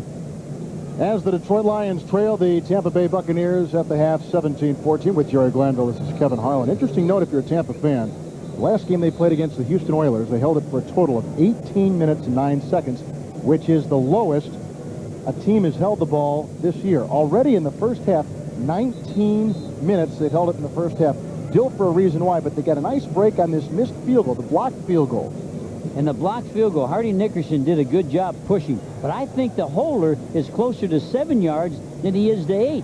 If you move up a half a yard too close, the ball doesn't get time to make the climb. And I don't think the placement for the holes was where they wanted it. That's interesting. What are your thoughts in the first half overall? Let's talk first of all about Scott Mitchell of the Lions. I think Detroit's offense always looks good without a huddle. I'd come back with the Lions and run the whole time on offense and never huddle up. It will limit your offensive plays, but it also limits what they can do on defense. I think they move the ball so good without a huddle. And there's Trent Dilfer. Had an interception early in the game, but he also had a 7-yard touchdown run on the next possession. And he's had a good 7 of 12 afternoon throwing the football. There's Barry Sanders. He has been somewhat ineffective aside from his 55-yard touchdown run, but he has not had the big number of gains. In other words, he's gone for a yard, maybe 2, then 3, and then bang, he busted that 55-yarder open. And Eric Rett with a 100-yard game For the Tampa Bay Buccaneers, he is well on his way to 1,000 yards. He's only had one previous 100-yard game this year. That was 104 yards against Washington, so he's notched now 2 in this his second year. Vernon Turner gets our opening kickoff of the second half, and Turner slithers to the 23-yard line, where the Lions will get it first down and 10 yards to go. And through 30 minutes of football, here's what the numbers look like in Pontiac. The 23 rushes by the Buccaneers, of course, brings this, and this puts Barry Sanders on the bench, so he only gets 8 rushes because he's like we all are. He's a spectator. 3 lead changes in that first half. You can see the number of rushes, one of the key statistics. And Jerry, what's your magic number? You always say a team probably should rush this many times. If you get 34 rushes in the National Football League, you can call Mama Collect and tell her we're bringing home a win. So Mitchell, first down and 10. With good time and a high wobbly throw, looking for Perriman, covered by Charles Dimry. There is a marker down at the 36-yard line. It looked like Charles got in there a little early. He was doing a good job driving the route, but I think Charles, he got there before the ball got there. There's Terry Gerke. Hey, Terry, we see you. He always likes to let his wife know where he's at. He's in Detroit. Pass interference, number 39, defense. Automatic first down. 14th penalty of the game, 7 now on each team, the Lions and the Buccaneers. Throwing the turn and watch Demry come from behind. Good drive on the route. Oh, that's close. That's a tough call. Out to the 36, first down and 10. Here's Barry Sanders with the call. 5th down.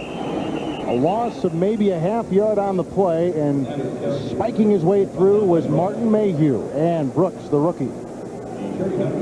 And you can't play at home against anybody and have 8 carries with Barry Sanders. You just got to keep giving it to him. Even if he doesn't have yardage, he's going to break one. Keep giving it to him. Feed the stud. Feed the stud. Second down and 10. Mitchell to Moore. He's got to get to the 46 for the first down. He tumbles to the 45. Mayhew was beaten on the play.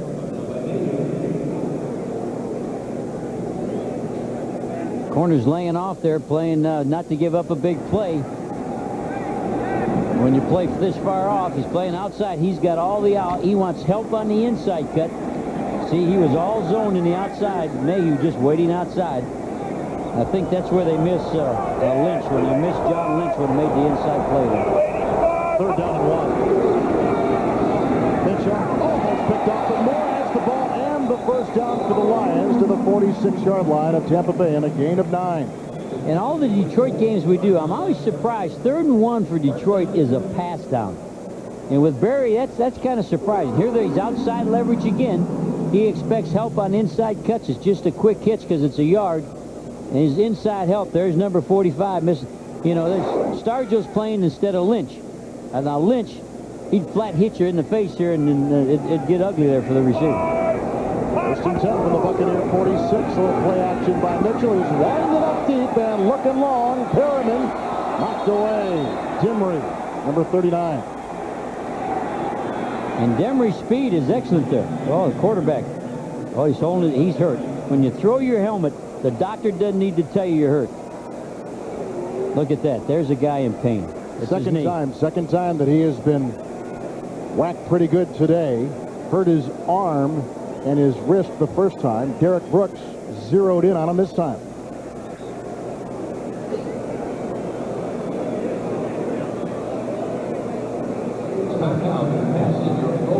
So an injury timeout in Pontiac, 17-14, Tampa Bay Buccaneers.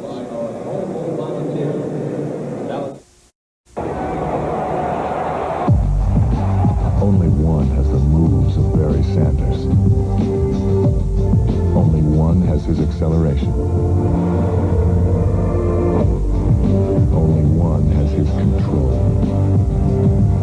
Only one has such breathtakingly perfect balance. Seville STS with the North Star system. A great performer creates a higher standard. Fox NFL Sunday is brought to you by United Artists GoldenEye, rated PG-13. Bond is back next Friday at theaters everywhere. By MasterCard, it's more than a credit card. It's smart money. And by Burger King, where you can get your burger's worth. Lots of view of the Detroit skyline from Belle Isle, just off the Detroit River, as Makowski is in now in place of Scott Mitchell. He's only thrown one pass this year. He's got a second down and 10 from the 46, and he gives it off to Barry Sanders, who skips for 2 to the 44. Dotson and Brooks were there to wrap him up, and here comes Mitchell back in the game. Makowski had 6 starts last year with Indianapolis. And he returns to a small course of booze, not a large course. Speaking of Mitchell, just the wind knocked out of him. Jerry, you thought it was much more serious when you saw his jaw quivering? I saw him quiver and throw his headgear. I'm surprised. You don't want to do that unless you're hurt. 3rd down and 8, 12-15 remaining in the 3rd quarter. Mitchell, good time. Buttons a pass downfield, almost picked off on the deflection. There's a flag as Perriman was stretched out at the 28-yard line of the Buccaneers. Well, a lot of flags in this game, Jerry. A lot of penalties. He's calling it on Detroit. Offensive interference. Thank you. There's a Tampa Bay guy hollering, thank you, thank you. Derek Brooks liked that call, didn't he? Yeah. Look at Nickerson. Don't be doing a barn dance here. Do-si-do. Do-si-do in a rodeo. Pass interference. Number 80, offense. Penalty is declined.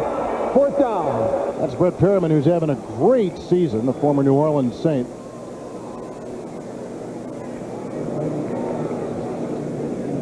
Wayne Fonts will set to punt it. Mark Royals. Mark Royals, a 6'5" punter. Bobby Joe Edmonds back at the 10. So the first to second half possession for the Lions results in a punt. Great hang time for Royals, going for the corner, and this will be inside the 20. A nice punt as they continue to walk it off, and some shoving after the play, and he's down to the 9-yard line. Mark Royals, a 35-yard punt for the Lions. They're set to open it up for the first time in the second half from the 9-yard line. 1st down and 10 yards to go. Tight end Armstrong in motion. And Eric Brett, with already 100 yards today, gains a yard, and boy, snuffed out by Robert Porcher. When they take their fullback, David Moore, who is a tight end fullback, and then bring in 2 more, what Tampa's doing such a good job is they have 3 tight ends in the game, and that's what's enabling them to run the football. You don't see that very much, do you? What's that called, the 3 tight end set? If you're a color code team, that's maroon, and then what you got to do is bring in 3 safeties. You got to match a safety for every tight end that comes in. End of matchups. 2nd down and 9. Ready to go, and he's brought down, collared by Luther Ellis, the rookie. A good play by Luther. Look, here's a guy that had 24 people in his senior class, 100 in his school. Out of Colorado. Watch him at the top. He comes inside, does a little arm over. Got a little bit of the helmet. And no call. Got away with that one. 800 in his hometown. Small town boy does good. It's 3rd down and 11 yards to go. Jerry Ellison is in the backfield. And it is noisy inside the Silverdome for Trent Dilfer. Hit and down. Lucky to avoid the safety as he got out to the 3. Greg Jeffries. That's the first Detroit sack today. And it's probably about the 12th blitz. Detroit came after him again and blitzed everybody. They're still pushing and shoving.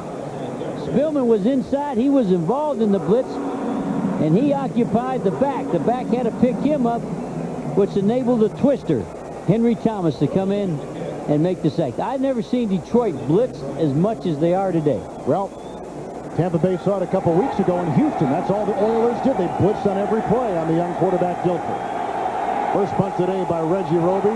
Underneath his crossbar with no rush. It's a beauty. And Vernon Turner from the 48-yard line for the Detroit Lions. And he's got a block, and he's got some room on the far side. Turner to the 37-yard line of Tampa Bay. So the Lions will get their best beginning field position of the afternoon. They trail by 3. First Buccaneer punt today from Reggie Roby.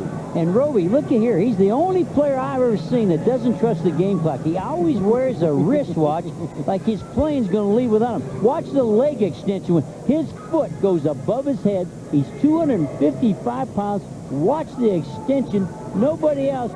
Boom! Look at that foot. That'll make a Las Vegas showgirl proud, huh? Wow. And we've got some big... Here's the Detroit's punter. He's 6'5".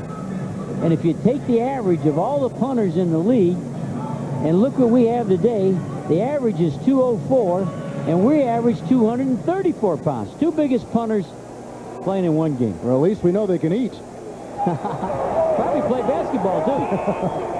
First down and 10 yards to go from the 37-yard line. Best beginning field position today for the Detroit Lions. And Mitchell goes right to work, and he's got his receiver Perriman a first down at the Buccaneer 23-yard line. And Demery was a little late getting there, and right before the last series, Demery made a great play getting the ball out. And that time he guessed wrong. They ran an out route on him, and he got beat. They've been working on those corners pretty good all day. And the corners, I like the whole secondary. I think what's hurt really Tampa Bay is losing John Lynch. I think. Watch him ball. Watch that ball. Somebody's hollering.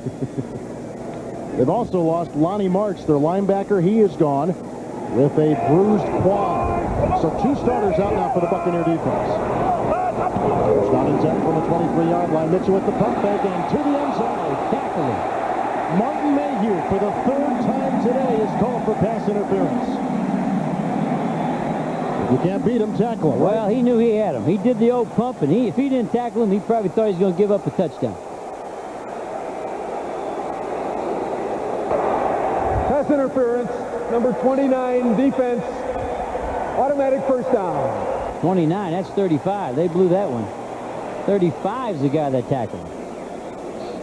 That's Kenneth Gant, 29, and 35 was Mayhew. So they have had a lot of good work on the cornerback Mayhew.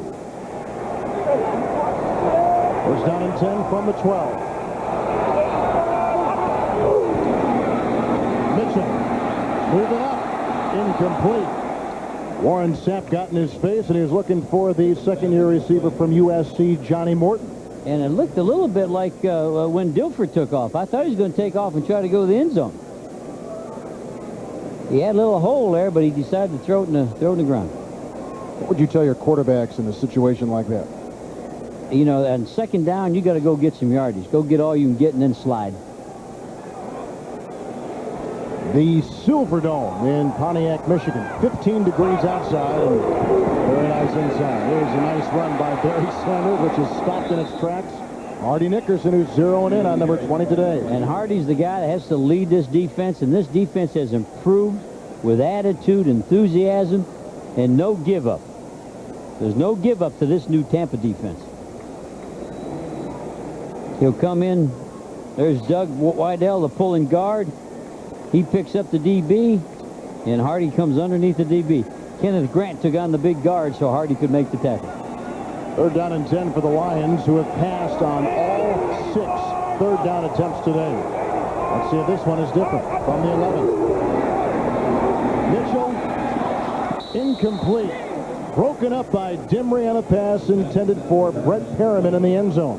Really broken up by the quarterback. That was high and behind him. Was a bad throw. Just the time you need to step up and make the big play. Watch this ball.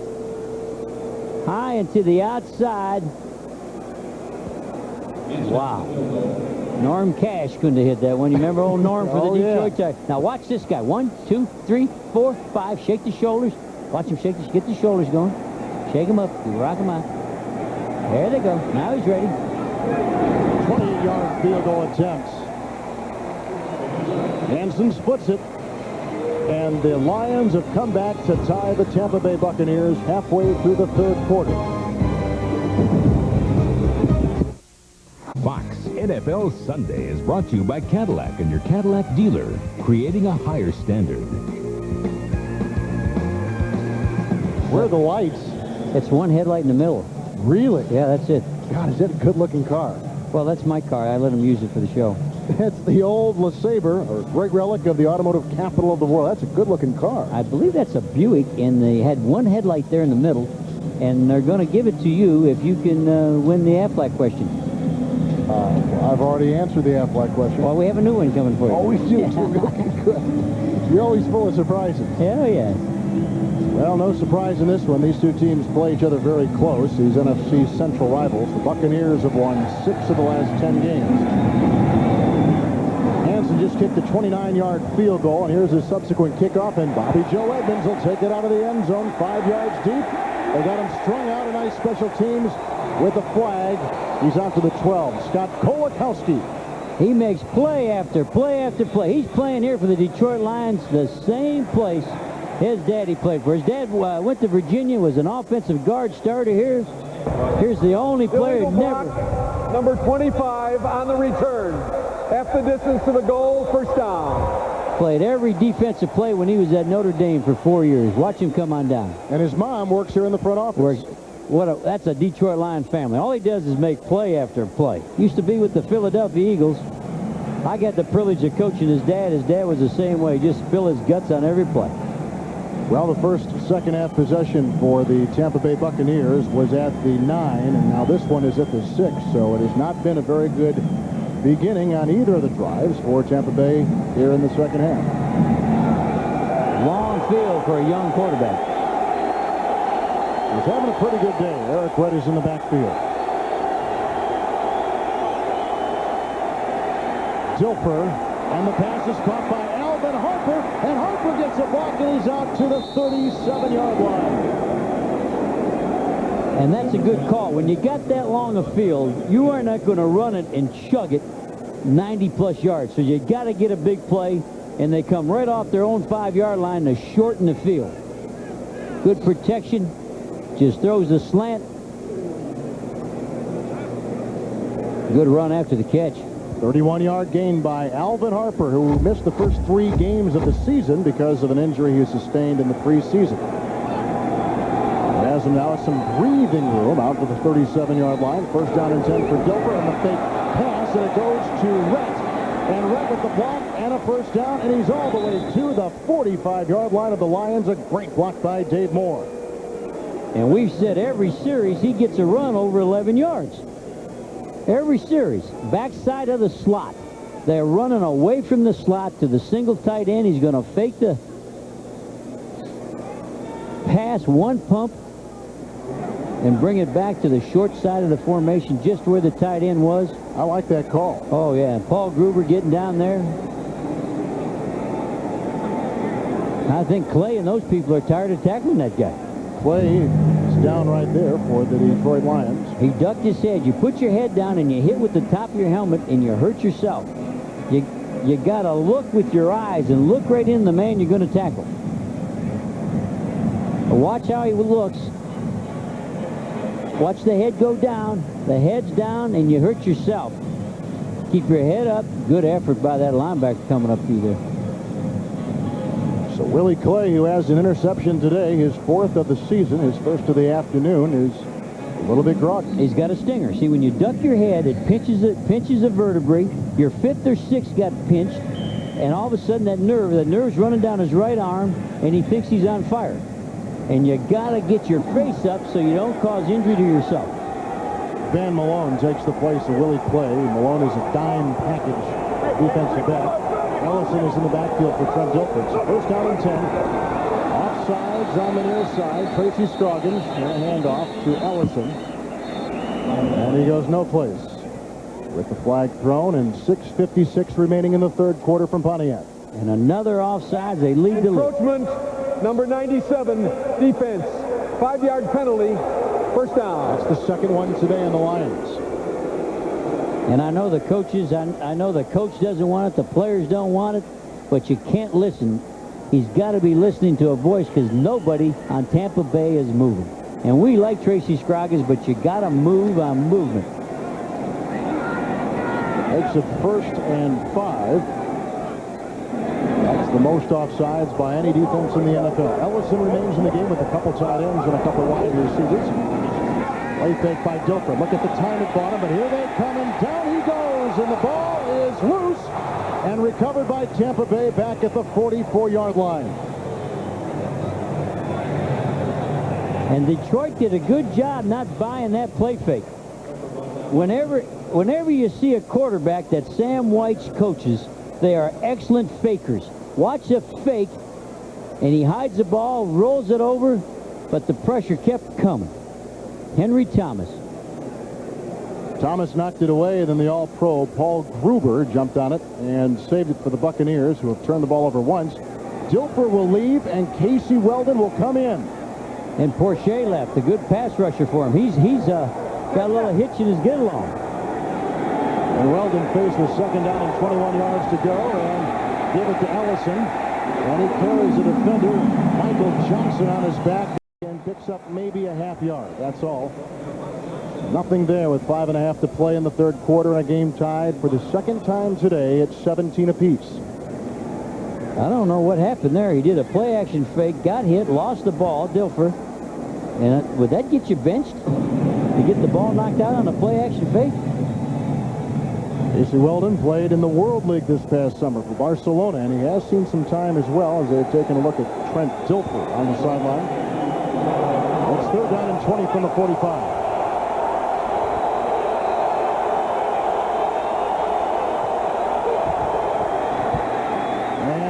First pass today, scramble for time, and look out as he's hit, but he carries the pass.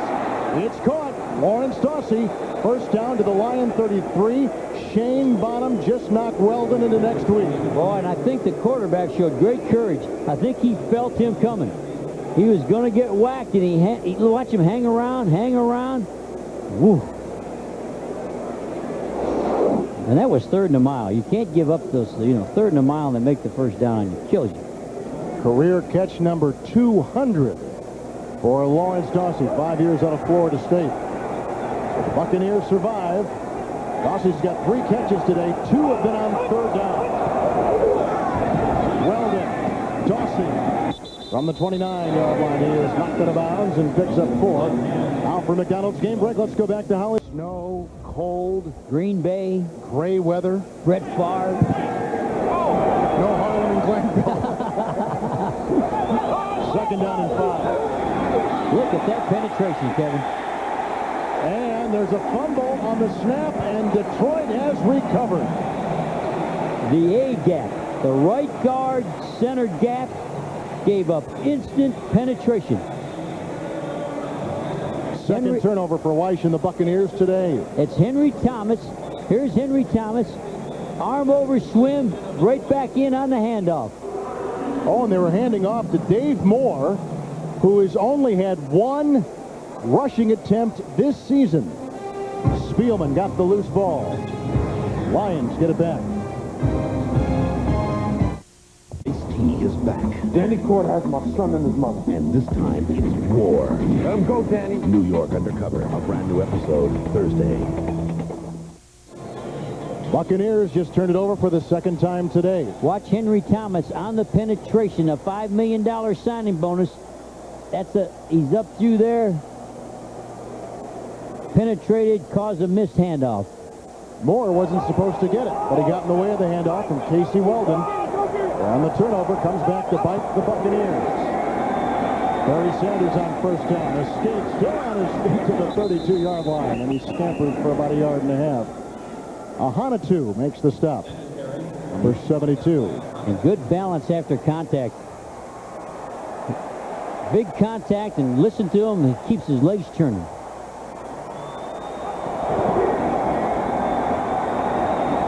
Ooh. Martin Mayhew got a nice hat on him. Martin Mayhew can sure play that corner. He got caught holding a couple of times, but he's a good football player.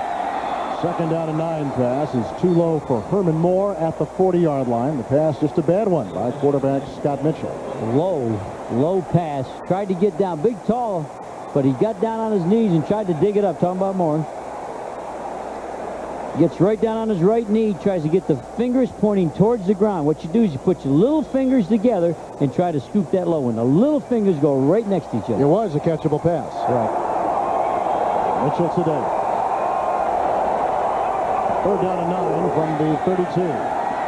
End of the air, knocked away with another sensational defensive play by number 39, Charles Dimry. who has had about 3 plays just like that all afternoon long. Brett Perriman was in the sights of Mitchell, and the Lions cannot cash in on the Buccaneer fumble. This is the best I've seen Charles Demery play. His hands are all over the ball, and like you said, we've seen him do this 3 times where he's got to make the play and get his hand in there. Watch his hand come. What a good play. Mark Royals the punt. It's high and long, and Bobby Joe Edmonds on the fly from the 30-yard line for the Buccaneers. And he's out to the 43 and brought down right there. Tackle made by Stephen Boyd. It's a 38-yard punt by Royals of the Detroit Lions. Comes over from the Pittsburgh Steelers. He's a tall guy, too. Tall, lanky guy. Watch his leg extension. Roby's foot goes above his head. Watch his foot. Contact. And it gets to about his chin. But he's taller. He's 6'5", so I'm going to call that even. Oh, now I don't know why they pulled him out of the ball game after that fumble on a play-action pass. That one got me. All right, tonight Fox presents The Invaders, a world premiere miniseries based on the original groundbreaking TV show. CY Newsday calls it a gripping, compelling chiller that keeps you on the edge of your seat. Prepare yourself for The Invaders, a great show tonight at 8 o'clock, 7 Central, here on Fox. Just outside the Buccaneer 42, Trent Dilfer's back in his quarterback, and he's got a tight end in motion. First down and 10. Look out from behind. It's a fumble, and Mike Johnson picks it up. And he's to the 34. Third Tampa Bay turnover today. And Detroit is blitzing more than I've ever seen Detroit blitz. This is probably like our 15th blitz of the ball game. It's going to come off on the quarterback. Can't see it. It's coming from his left. It's going to come off of here and a good whack right in the back. Antonio London, 55. Tampa Bay's lucky to make the tackle. When you usually get a interception like that, they're lucky that Mike Johnson didn't score. Jerry, the surprising thing is, in Houston 2 weeks ago, this is all the Oilers did against Dilfer. Blitzed him on every play. Yeah, you're going to get a rookie with not knowing everything that's going on yet. You might as well go after him. Now from the 34 of the Buccaneers, Mitchell goes right to work on 1st and 10. Has Herman Moore to the 28-yard line. And a pickup of 6 on first down. We're at 2:29 remaining in the third quarter. Mitchell and the Lions tied at 17 with the Buccaneers. And they sure can't blame that quarterback. There's Trent Dilfer over there. He feels like he got hung by a sour apple tree, but he had nothing to do with that. He can't block and throw. They're leaving him twisting on that apple tree.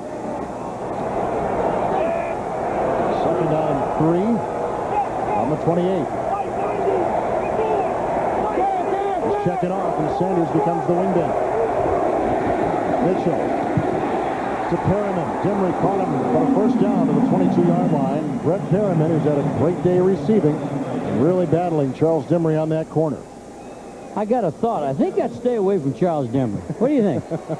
I think if I'm Detroit, I'd say, you know what? We got Mayhew grabbing, tackling, and pushing, and we got Charles Demery over there trying to win this thing. I think I'd get off of him. They may go at Mayhew right here because this is where they like to throw it into the end zone from about the 25 on in. I don't think I'd try old 39 the rest of this game.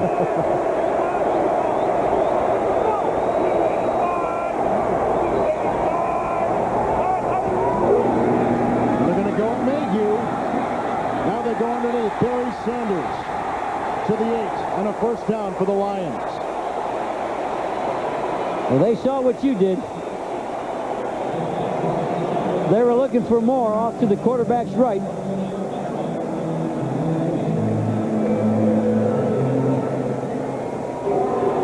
And then Sanders was a second option, huh? Second option, just drifted on a crossover route and got away from Hardy Nickerson. Sanders is on a great pace to have a career high in receptions this year. Blitz, all out blitz.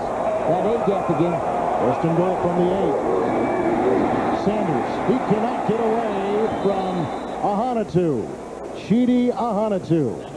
Third year from Cal. And we watched Chidi on the film before we came into Detroit, and we wanted to interview him because he can flat play. Come on, Chidi. Watch old Chidi. 72, the hand on the ground. Feels the pull. Made those plays every time we look at a film with him. He dances pretty good for about 285 pounds, doesn't he? Yeah. Old Cheaty has not missed many meals. I wonder if he went to school if the teacher thought he was misspelling his name. Well, the third quarter has come to a close. The Buccaneers and the Lions are tied at 17, but Detroit is threatening as we go to the fourth in Pontiac.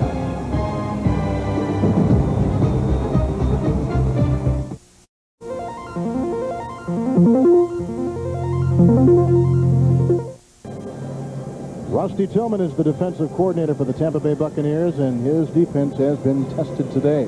He was an unbelievable special teams coach for years out with the Seattle Seahawks. In fact, every time they changed coaches, he stayed. He stayed, and he kept on doing it, and then he worked his way in the defense, and then he had to get up and move, and now everybody found out who he is. We begin the fourth quarter with a second down and goal from the 15 for the Lions, who are tied at 17 with Tampa Bay. They got Perriman at the 6, and down he goes, and he was whacked by Charles Dimry. Off continues to tip. And he lost a shoe, it looked like, on the play. Crossing route, two people crossing, so you're going to read. He reads which one the safety comes down on. Bobby Boyce is the official. Get your head out of the way, Bobby. You ducked too late. Take the guy underneath. And there's Dimry coming all the way across from the other side. It is third down and goal from the 6-yard line. This is big. This play is big. This is Largay. Nickerson against Mitchell.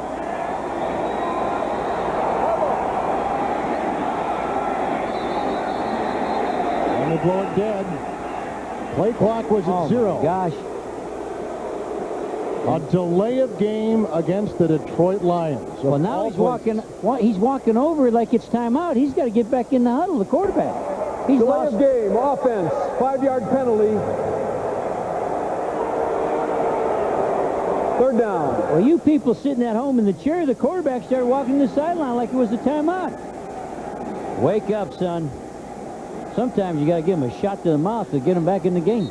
18th penalty of the game, 9 against each team. Well, that's fair. Okay, the back is offset to the slot. The back's to the slot, so he's coming out. On the 11th, third and goal for Mitchell. He hesitates and now is running for his life. And if he cuts in, he's got it.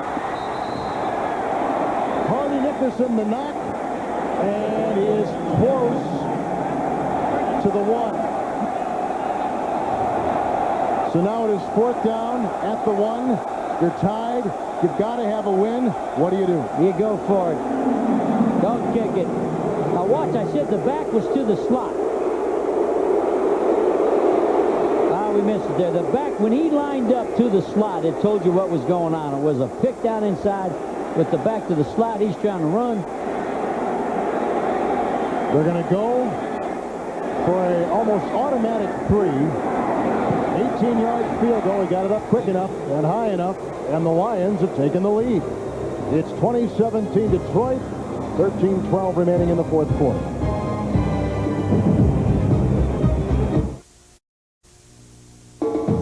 NFL Sunday is brought to you by the new Dodge.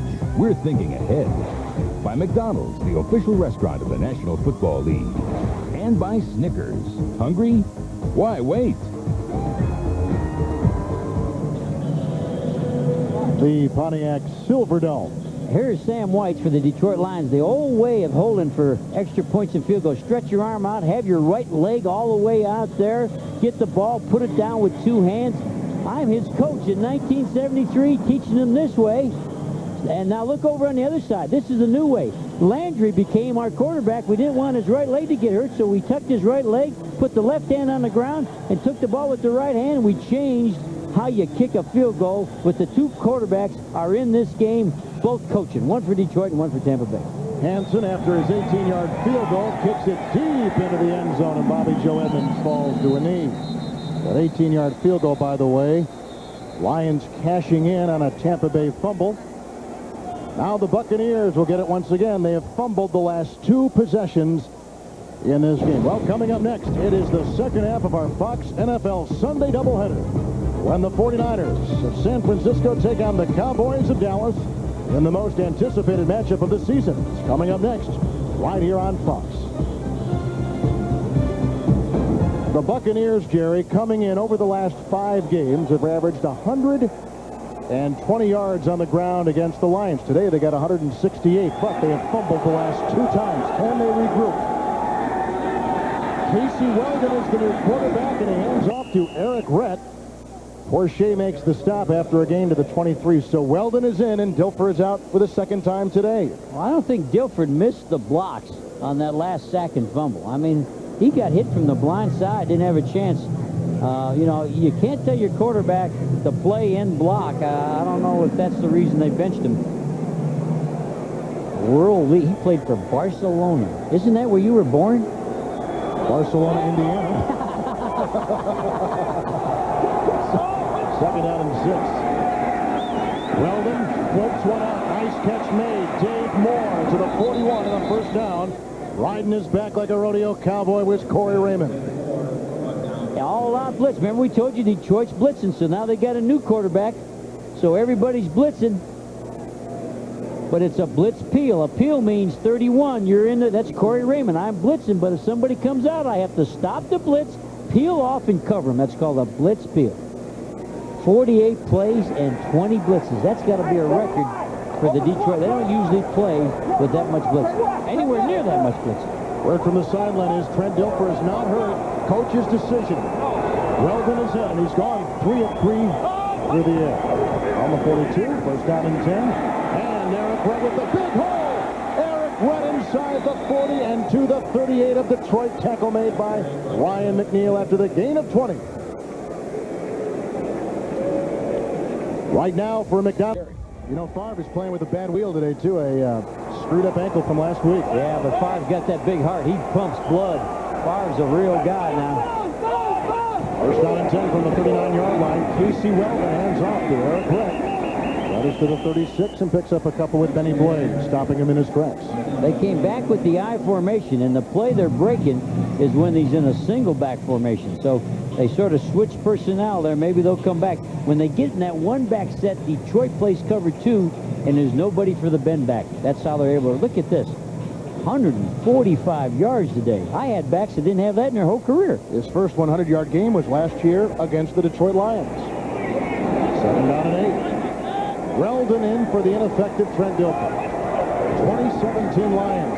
The reverse, and it goes to Hawkins, and Courtney Hawkins is down to the 38-yard line with basically no gain, and Tracy Scroggins, number 97, read it well. It's an all-out blitz. Remember we said, what? Detroit is really blitzing. They're blitzing, and so the penetration stops the reverse. All these people are going to line up and blitz, so it's all man-to-man coverage. Here they come, and the quarterback tries to throw a block.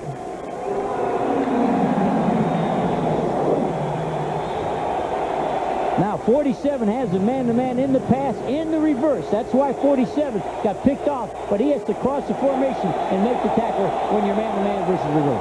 A pretty important 3rd and 10 here for the Buccaneers. Weldon, and he's got the receiver, and it's broken up down the sideline by Robert Massey. Alvin Harper and Massey were stride for stride down the sideline. 3rd and 10. If you gain 5 or 6, you kick a field goal. I don't know that you throw this thing, you know, 45 yards downfield with a quarterback that's never played except in your hometown, Barcelona.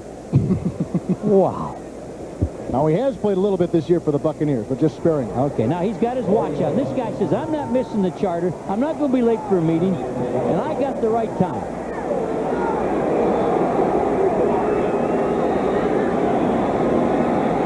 Roby with his 2nd punt. Can he keep it in bounds, aiming for the corner? And he does. He gets it inside the 10. Look at that guy. He won't let the official walk.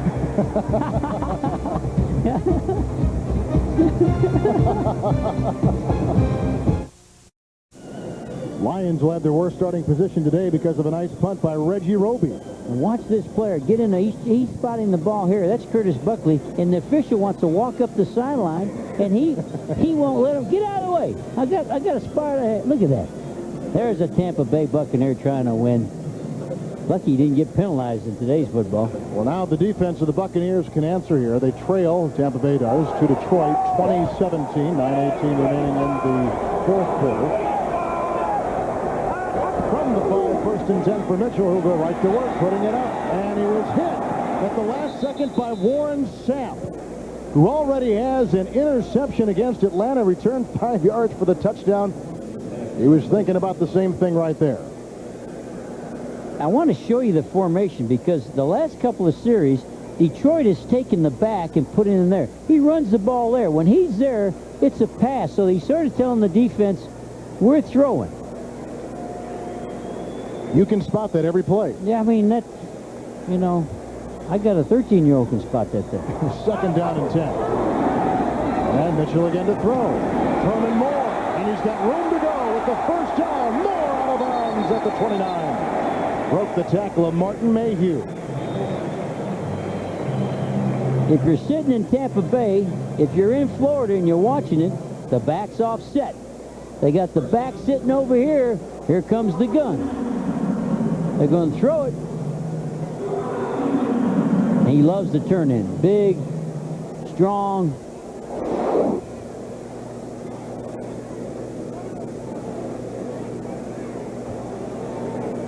That's his route. He loves that little turn in. And here's a handoff on 1st and 10. Barry Sanders dancing and weaving his way for a gain of 11 to the 40-yard line. It's another first down for the Detroit Lions. That's what we've been waiting for.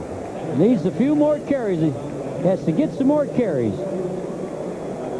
You said it earlier, feed the stud. You're ahead by 3. You got 8 minutes in the fourth quarter. Look where the back is. It's no mystery. What is it, Kevin? A handoff. Oh, man, you could be a general manager. And a nice block on this force by Herman Moore. Came down and blocked the safety. You are the new general manager of the new expansion. First down and 10. Lions lead by 3. Mitchell to Perriman. Gain of 7 to the 47-yard line. Working on Charles Dimry again. They have really worked these corners surprisingly because these corners come with a very nice reputation as Carolina trails St. Louis 28-10. What was good there is Tampa did not want Barry to run the ball. So Tampa again walked up in, took the safeties, played the run, and the quarterback knew it was one-on-one with the corners. So they're not helping the corners. When they're stopping the run, they're not helping the corners. 7:44 clock ticking in the fourth. Sanders again running off the clock, has the first down, keeps his balance, and is out of bounds at the 45. Now, that was a handoff and a run. Where do you think the back was? Behind the quarterback? Absolutely. Absolutely. So we got something going here. Whatever he lines up here, here they go. When he lines up here, they pass. He lines up over there, it's a pick. Oh, boy. Here we go. 7 yards off the line of scrimmage. Yes. And that's into the backer force. The safeties went over to the slot, so a linebacker has to turn that in. That's hard to do against Barry Sanders. Closing in on 1,000 yards again for the 7th consecutive year. First down and 10 for Mitchell. A lot of congestion. He gets it out to Herman Moore, and now they're just picking apart the Tampa Bay defense to the 37-yard line, and he picks up 7 yards on that pass, and we've got some pushing after the play with Nickerson. Don't get a penalty. And then Herman Moore gets in there. Now, don't stop your own drive. If you're on offense, don't stop your own drive. You're moving the ball. You want to poke them back, wait till the game's over. That's how you got to coach it. And they were kind of lucky there because Tampa Bay was off in cover two. They had him double covered, but he's so big and strong, he made the catch anyway. They took him out of the game. All-Pro a season ago, Herman Moore capturing his second 1,000-yard receiving season. So right now, Sam Weiss has got to pull something out of his head. He trails by 3.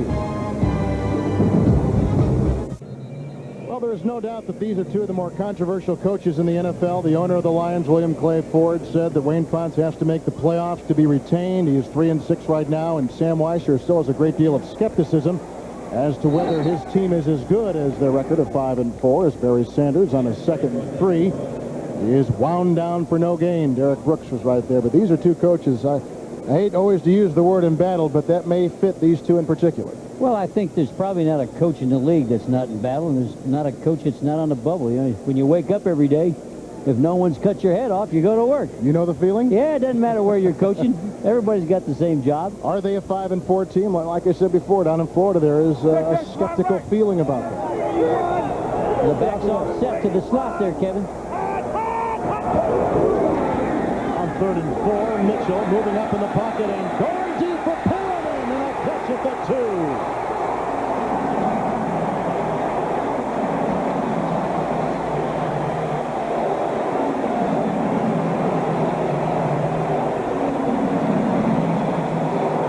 Again, the back is offset, so we're saying it's a pass. He's not back there. Come on down through the post. And what a nice throw. He overthrew it, but the back keeps on running. Perriman and stretches. What a nice catch. Perriman comes off the field. He's got 10 receptions today, and that is a career high. Is he a nice guy when you talk to him? One of the real guys that tries to help the community in Detroit, a guy that really cares about... Oh, here we go. Back to work. 1st and goal from the 1. Johnny Morton is in motion. Mitchell, all 6'6", touchdown Lions. He didn't have it, and he reached out, Kevin. He did not have the touchdown, and he reached out. Now he wants to fight. Don't fight. There's Jerry Markbright. I saw him arm wrestle his wife one time and got beat 2 out of 3. Markbright? Yes. Wow. Don't get in that fight, Jerry. Jerry lives in Minnesota, doesn't he? Lives in Chicago. Well, that's close enough. I thought he was a Timberwolf guy. No.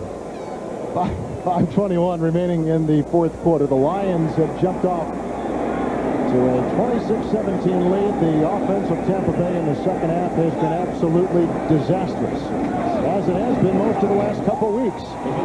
Extra point by Jason Hansen is in. It's 27-17 the Lions. In a must game for Detroit, they lead by 10 with 5:21 to play.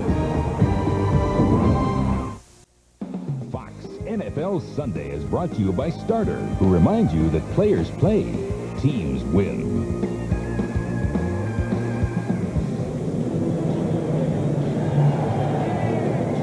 Barry Sanders on a building in downtown Detroit, mammoth painting.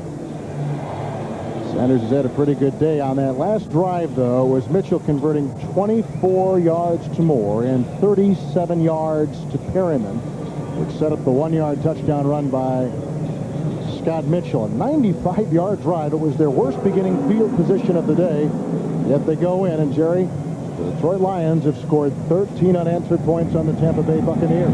And he overthrew Perriman, and Perriman just went down and dove and made a great catch on a long ball. On the 5, Bobby Joe Edmonds takes it and it's line at the 20. Scott Kolakowski. How many times have we called his name Scott Kolakowski. Kickoff coverage today?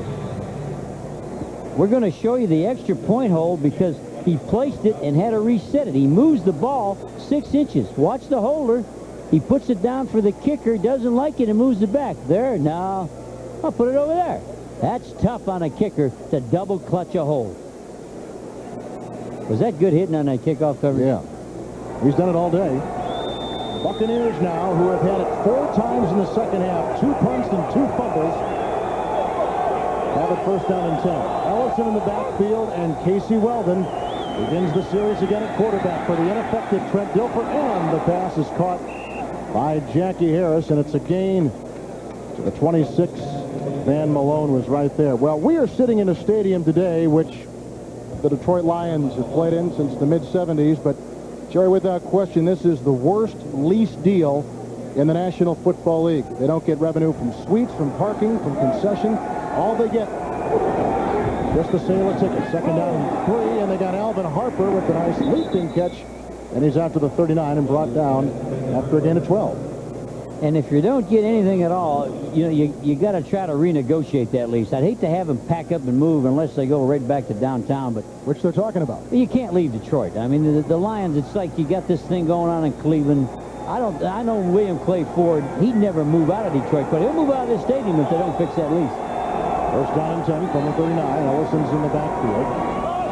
And Casey Weldon, the short drop, and again the quick throw, and a catch made by Courtney Hawkins, and he's to the 43 as he picks up about 4 on the play. And then on the other side of the coin, as we see Hawkins with some pushing on Corey Raymond. Man, Detroit is in a one-on-one, man-on-man coverage.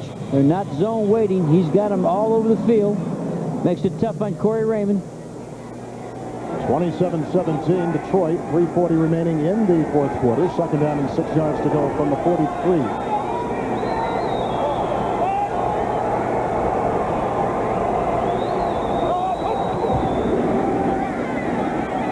Weldon moves up. Hit as he throws, and the pass bobbled and dropped by Jerry Ellison.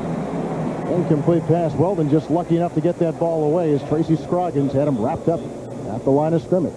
Here's a second down and 5 and 6. This is called 22-man. Don't roll it yet.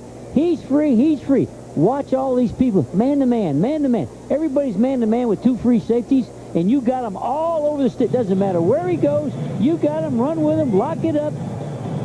Unusual call on a second down. Usually a third down defense.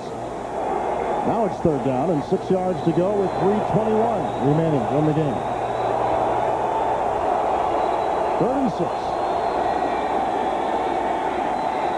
Weldon looking again for his receiver. That's Jackie Harris, the tight end. No, make it Courtney Hawkins across the middle at the 50-yard line, and the coverage by Ryan McNeil. And it'll be 4th down, and there probably is very little to choose than to go for it if you're the Buccaneers. Absolutely. And, you know, if they didn't trip and fall, there was nobody left in the corner. He could have run all the way across, and he would have been open in the opposite flat. So it was a pretty good call offensively, but they got tripped up in the middle. New Orleans leading Indianapolis. New England surprising Miami. Cincinnati on top of Houston. New Orleans, did you say, is leading Indianapolis? Yes. Wow. They're making a great comeback. 4th down and 6. Big play for the Buccaneers who trail by 10. Casey Weldon with time on the throw, and he's got the first down, and it's caught by Lawrence Dawsey to the 40-yard line of the Lions, and a first down for the Buccaneers on a pickup of 16. They came back with that man-to-man 2 free safeties. And the guy, if a guy gets away, he'll run forever. Flag back at the 40. It's a late flag, and it's against the Tampa Bay Buccaneers. 10-yard penalty. 4th down. It's on Paul Gruber, the left tackle.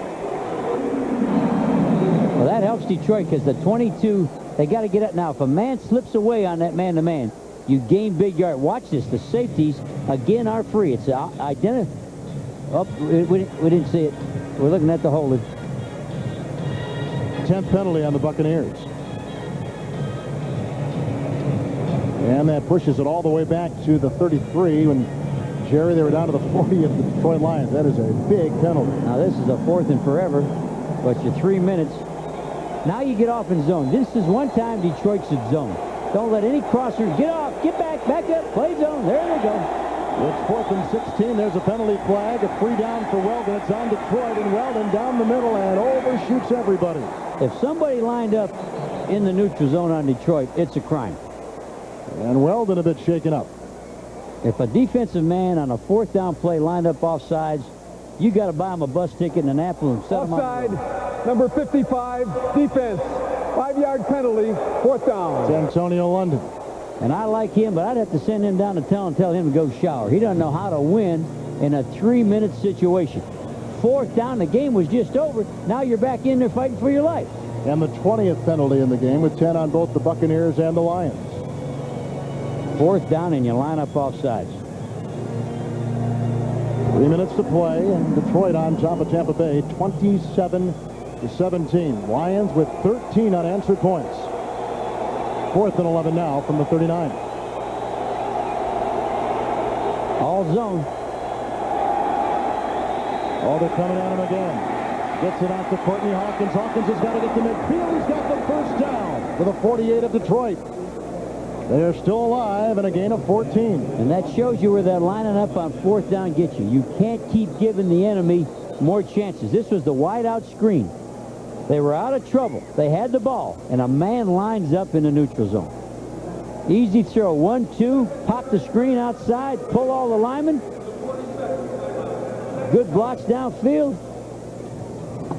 Buccaneers burn a timeout. They've got 1 remaining. Lions have all 3, and we've got 2:43 left in regulation. Chance Harper's luck has taken him to some strange places, but this Friday it's going to take him to the afterlife, and there may not be a way back. Catch a brand new episode of Strange Luck, a terrific new show on Fox, Friday at 8, 7 Central, right here on the Fox television network. That's strange luck. I got to watch that, and maybe Wayne should watch that show. He has had, it's been strange. Been we can strange say for... that. Mitchell's been taking a beating today. But he's got a lead, 27-17, 2:43 left. First down and 10 for Casey Weldon. Weldon with the throw to the near side, and he's got Alvin Harper for the first down. Stopping the clock, too, at the 34-yard line. Harper was whacked pretty good on the play. Weldon with the completion, taking the place of the ineffective Trent Dilfer. And Detroit came back and played man-to-man because it was first down. And here's Ryan McNeil. He knew it, but he didn't believe it. He thought he better turn over. When you're man-to-man, if you feel the out route, you can't take the chance, Kevin. Otherwise, he could go by you. So he had to flip his hips over. Goes back to that fourth down, lining up off sides, giving the other team new life. Mine now coming up for most of our audience. It's the San Francisco 49ers against the Dallas Cowboys. First down and 10. Buccaneers still alive. 2.5 to play, and they get it out to Jackie Harris. He's got a first down to the 22-yard line, and that stops the clock with 2:31 to play. A gain of 11, and as I said, Jerry, stopping that clock, vital for Sam Weish, who is playing with just a single timeout left. And this has got to be tough on Wayne. He's over there thinking he was out of this trouble, and now he's in big trouble. Look at Wayne. He wondered, how do these things happen to him? He's walking away from where it's happening. But it's been happening all season long. I know, but he got himself out of trouble, and you know, a guy lines up off sides on you and kills your whole plan. 2:31 left, 27-17 Lions. Weldon with the first and 10 from the 22. Weldon, good time in the pocket and going for the end zone. Harper, and it's broken up. Willie Clay, incomplete pass, second down. What a nice play by Willie. If Willie doesn't go up and get his right hand in there, Tampa's back in this ballgame. And a nice job by Willie. Remember, he's the guy that hurt his, he ducked his head and had to pinch nerve, had his arm go numb. Had the stinger. Had the stinger, and he gets that arm. That was his right arm. He got that right in there. Lucky that stinger left him. Lions hoping not to get stung by Weldon right now with 2:24 left. Second down and 10. Blitz is on. Weldon. And it's over the head of Jerry Ellison, the running back. And it'll be third and long with 2:19 to play. They fooled the young quarterback. He went combination on the slot. Inside, outside on the slot. And he had to try to find the back then. This guy here looks, he has the outside cuts. He's going to run over and take the inside cuts. All he had left was the back to the flat. Watch the combination. There it is. Outside, inside on the slot. We got you. So they decoyed the defense. They did. Good job. Third and 10 for Casey Weldon, who began 3 for 3 today. Weldon into a thicket and intercepted. It's Willie Clay for a second time. And he has just given the Detroit Lions a win over the Buccaneers this afternoon. Two big plays back-to-back for Willie Clay. Here's Willie Clay right here. Now, don't forget the owner's name is Willie Clay Forge. This is not him. This is the one from Georgia Tech. Oh, that's a young quarterback. He just threw it right to him. His second interception, and Jerry, for the Buccaneers, their fourth turnover this afternoon. As Wayne Funtz hugging on to Clay. Well, the way his leg's going, I'd hug him 2 more times. Full-time hugging now. Weiss talks with the youngster Weldon. 3 losses in a row for Tampa. And the record will leave it up at 5-5. On the 27, first down and 10. You give it to Sanders. And he holds on to the ball. The Buccaneers have but 1 timeout remaining. And we are at the 2-minute warning. So after winning 4 consecutive games, the Buccaneers in danger of losing their 3rd straight. 2-minute warning. We are at the 2-minute warning here in Pontiac. This game is presented by authority of the National Football League and is intended for the private use of our audience. Rebroadcast or other use of the telecast without the expressed written consent of the Detroit Lions and the National Football League is prohibited. Coming up next on Fox, the 49ers and the Dallas Cowboys. They're going to have to fly me out there for that, huh? Yeah, you're going out there for that, They're going to fly me out for that. Get ready to go. Bring in the helicopter. You've become very big. Yeah, I did gain some weight here. Lions with a second down. And Sanders wiggling his way to the 26. Santana Dotson met him. Buccaneers have a timeout remaining. Clock will be stopped, and that's the final timeout burned by Sam Weiss. Well, Jerry, you know, the stadium issue here we talked about in Detroit, and even a more crucial time is upon the residents, the season ticket holders down in Tampa. Well, Tampa Bay, I know they're talking about building a new stadium. It seems like everybody that has the bad lease is, you know, trying to fix that. You can't blame a guy for trying to fix a bad lease and get a new place to play. Malcolm Glazier is the owner, and they've got a thing down in Tampa called the charter seat deposits. The deadline has been extended to next Friday. They need 50,000 commitments from season ticket holders, fans, anybody that is interested in keeping the Buccaneers in Tampa. And the latest word was they were near 30,000. What that will serve to do is give the Glaziers a pretty good indication as to whether they can keep the team in Tampa, get a commitment from the fans for at least the next 10 years, thus propelling ahead the idea of building a brand new stadium. Long way to go, though, in that scenario. Third down and 11. Barry Sanders has to get to the 37. Flag thrown, and Sanders wiggles to the 32. Brad Culpepper was there to get him. It looked like either the right guard or tackle were holding. I saw a Tampa Bay fella trying to get up through there, trying to make a Brad Culpepper. Maybe Dave Lutz or somebody had a hold of him. Holding number 71, the offense. Penalty is declined. Fourth down. And the worst thing about that holding penalty, that stops the clock. The clock stops. Otherwise, you don't get the first down. You take the full, 40 seconds and wind that thing down. New Orleans just beat Indianapolis. Green Bay and Chicago close up in Green Bay. Boy, that's a great game. We've had a good game here this afternoon, too, between Detroit and the Buccaneers. 27-17. Lions on top. Royals. The punt is blocked. It's blocked and picked up by the Buccaneers. And Curtis Buckley, number 28. And he was there instantly. They're back in the ballgame. Again, the holding penalty changes the time on the clock.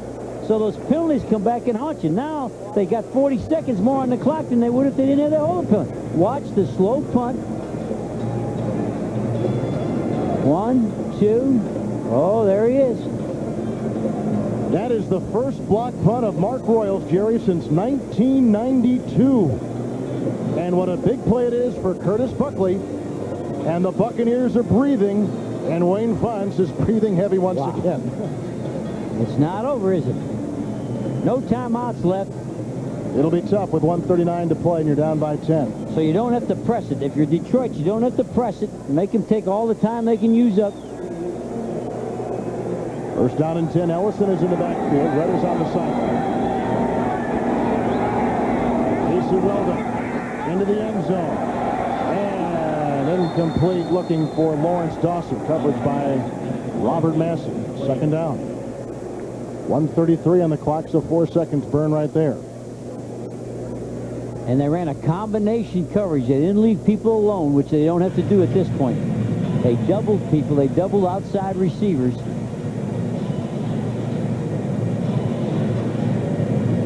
Man, I wonder what he's hollering in there.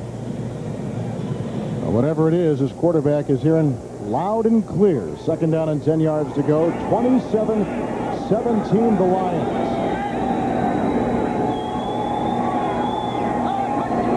Hawkins comes in motion. Weldon hit once. It's loose. It's a fumble. It's a loose ball. Spielman chasing. Weldon chasing. Finally jumped on by running back Jerry Ellison. Clock is ticking, Jerry, at 1:18. And they ran that combination coverage, which is bothering the young quarterback. They're doubling different people up. He had a man alone, but he couldn't find him. Good job by Detroit not going to a full press or a zone. They went to combination coverages. Now they'll zone this off. This will be all deep zone drops here. 3rd and 30 for Casey Weldon. And he's looking for Harper in the end zone. He was pushed, and that'll be a flag. That's a penalty flag and interference on the Lions. All they had to do was let the ball go. Wow.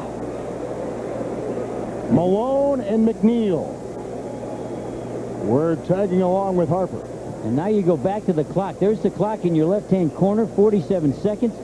If they didn't have the holding penalty, this game would be over. Those penalties come back and haunt you at the end of a ball game. Pass interference, number 39, defense in the end zone. Automatic first down on the 1-yard line. Defensive penalties today have absolutely killed the Detroit Lions. 11 of them, and most on the defensive side. Rhett and Ellison in the backfield. Jerry Ellison, nice block by Rhett, and he'll walk into the end zone for a touchdown. 42 seconds remaining. It's 27-23, and we're waiting for the extra point, and Sam Weiss is not dead yet. And they'll be coming back at you with that onside kickoff. Nice block by Rhett on this run by Ellison. He just walked this thing in. He's untouched by human hands. If he was in the hospital, they wouldn't even have to boil him. He's sterilized. What? He's untouched. Important extra point here by Michael Houston. Holding is Weldon. And it's a 3-point game. With 42 seconds remaining and the Buccaneers out of timeout. All right, you go to the Detroit sideline, and of course, they're hollering for hands. Everybody's got their fingers. That's a hands team. They're going to get all the receivers. Detroit's hollering, give me the hands team. And if you're on the Tampa Bay team, you're over there talking about the big bounce. Hit the ball up high. Hit the top of the ball so the ball bounces on the AstroTurf, bounces in the air, the higher bounce. See, that's what he's telling them right there. Get the bounce, and then you can have a shot at the recovery. You got 3 people on Tampa assigned not to get the ball, but to block, Kevin. 3 people there are saying, you block him, you block 1, you block 2, you block 3. Don't go for the ball, and the rest will go. This guy here is saying, protect your buddy. If your buddy's on the ball, don't let him roll him off the ball. Cover him up. Well, the Lions have a game at Chicago next week, then a Thursday night date here at the Silverdome against Minnesota, then Chicago on Monday night. And finish off pretty easily with Houston, Jacksonville, and another tough battle on a Saturday afternoon down in Tampa. Now, the Buccaneers have Jacksonville next week, but look what they finished with, Jerry. Green Bay, Minnesota, Green Bay, Chicago, Detroit, all teams from their division. They basically control their own destiny. And 3 out of 5 on the road. Very tough. Buccaneers came in today, having lost 2 consecutive games after winning 4 in a row.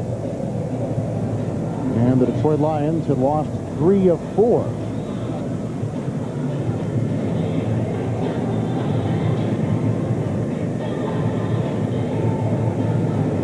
Got to go back to 1992 to find the last time the Buccaneers succeeded in getting an onside kick captured. Okay, Tampa's got everybody shifted to the left. They got to hit the ball up high and get the bounce. There's the bounce. There's the bounce. And it's got by Herman Moore on the leap at the 47. And with no timeouts, the Buccaneers are in trouble. 39 seconds left. Still down there scrambling for it. Well, you're taught to protect your buddy. They'll go down now and try to pull that ball out. So you go down and help your buddy so he doesn't lose the football.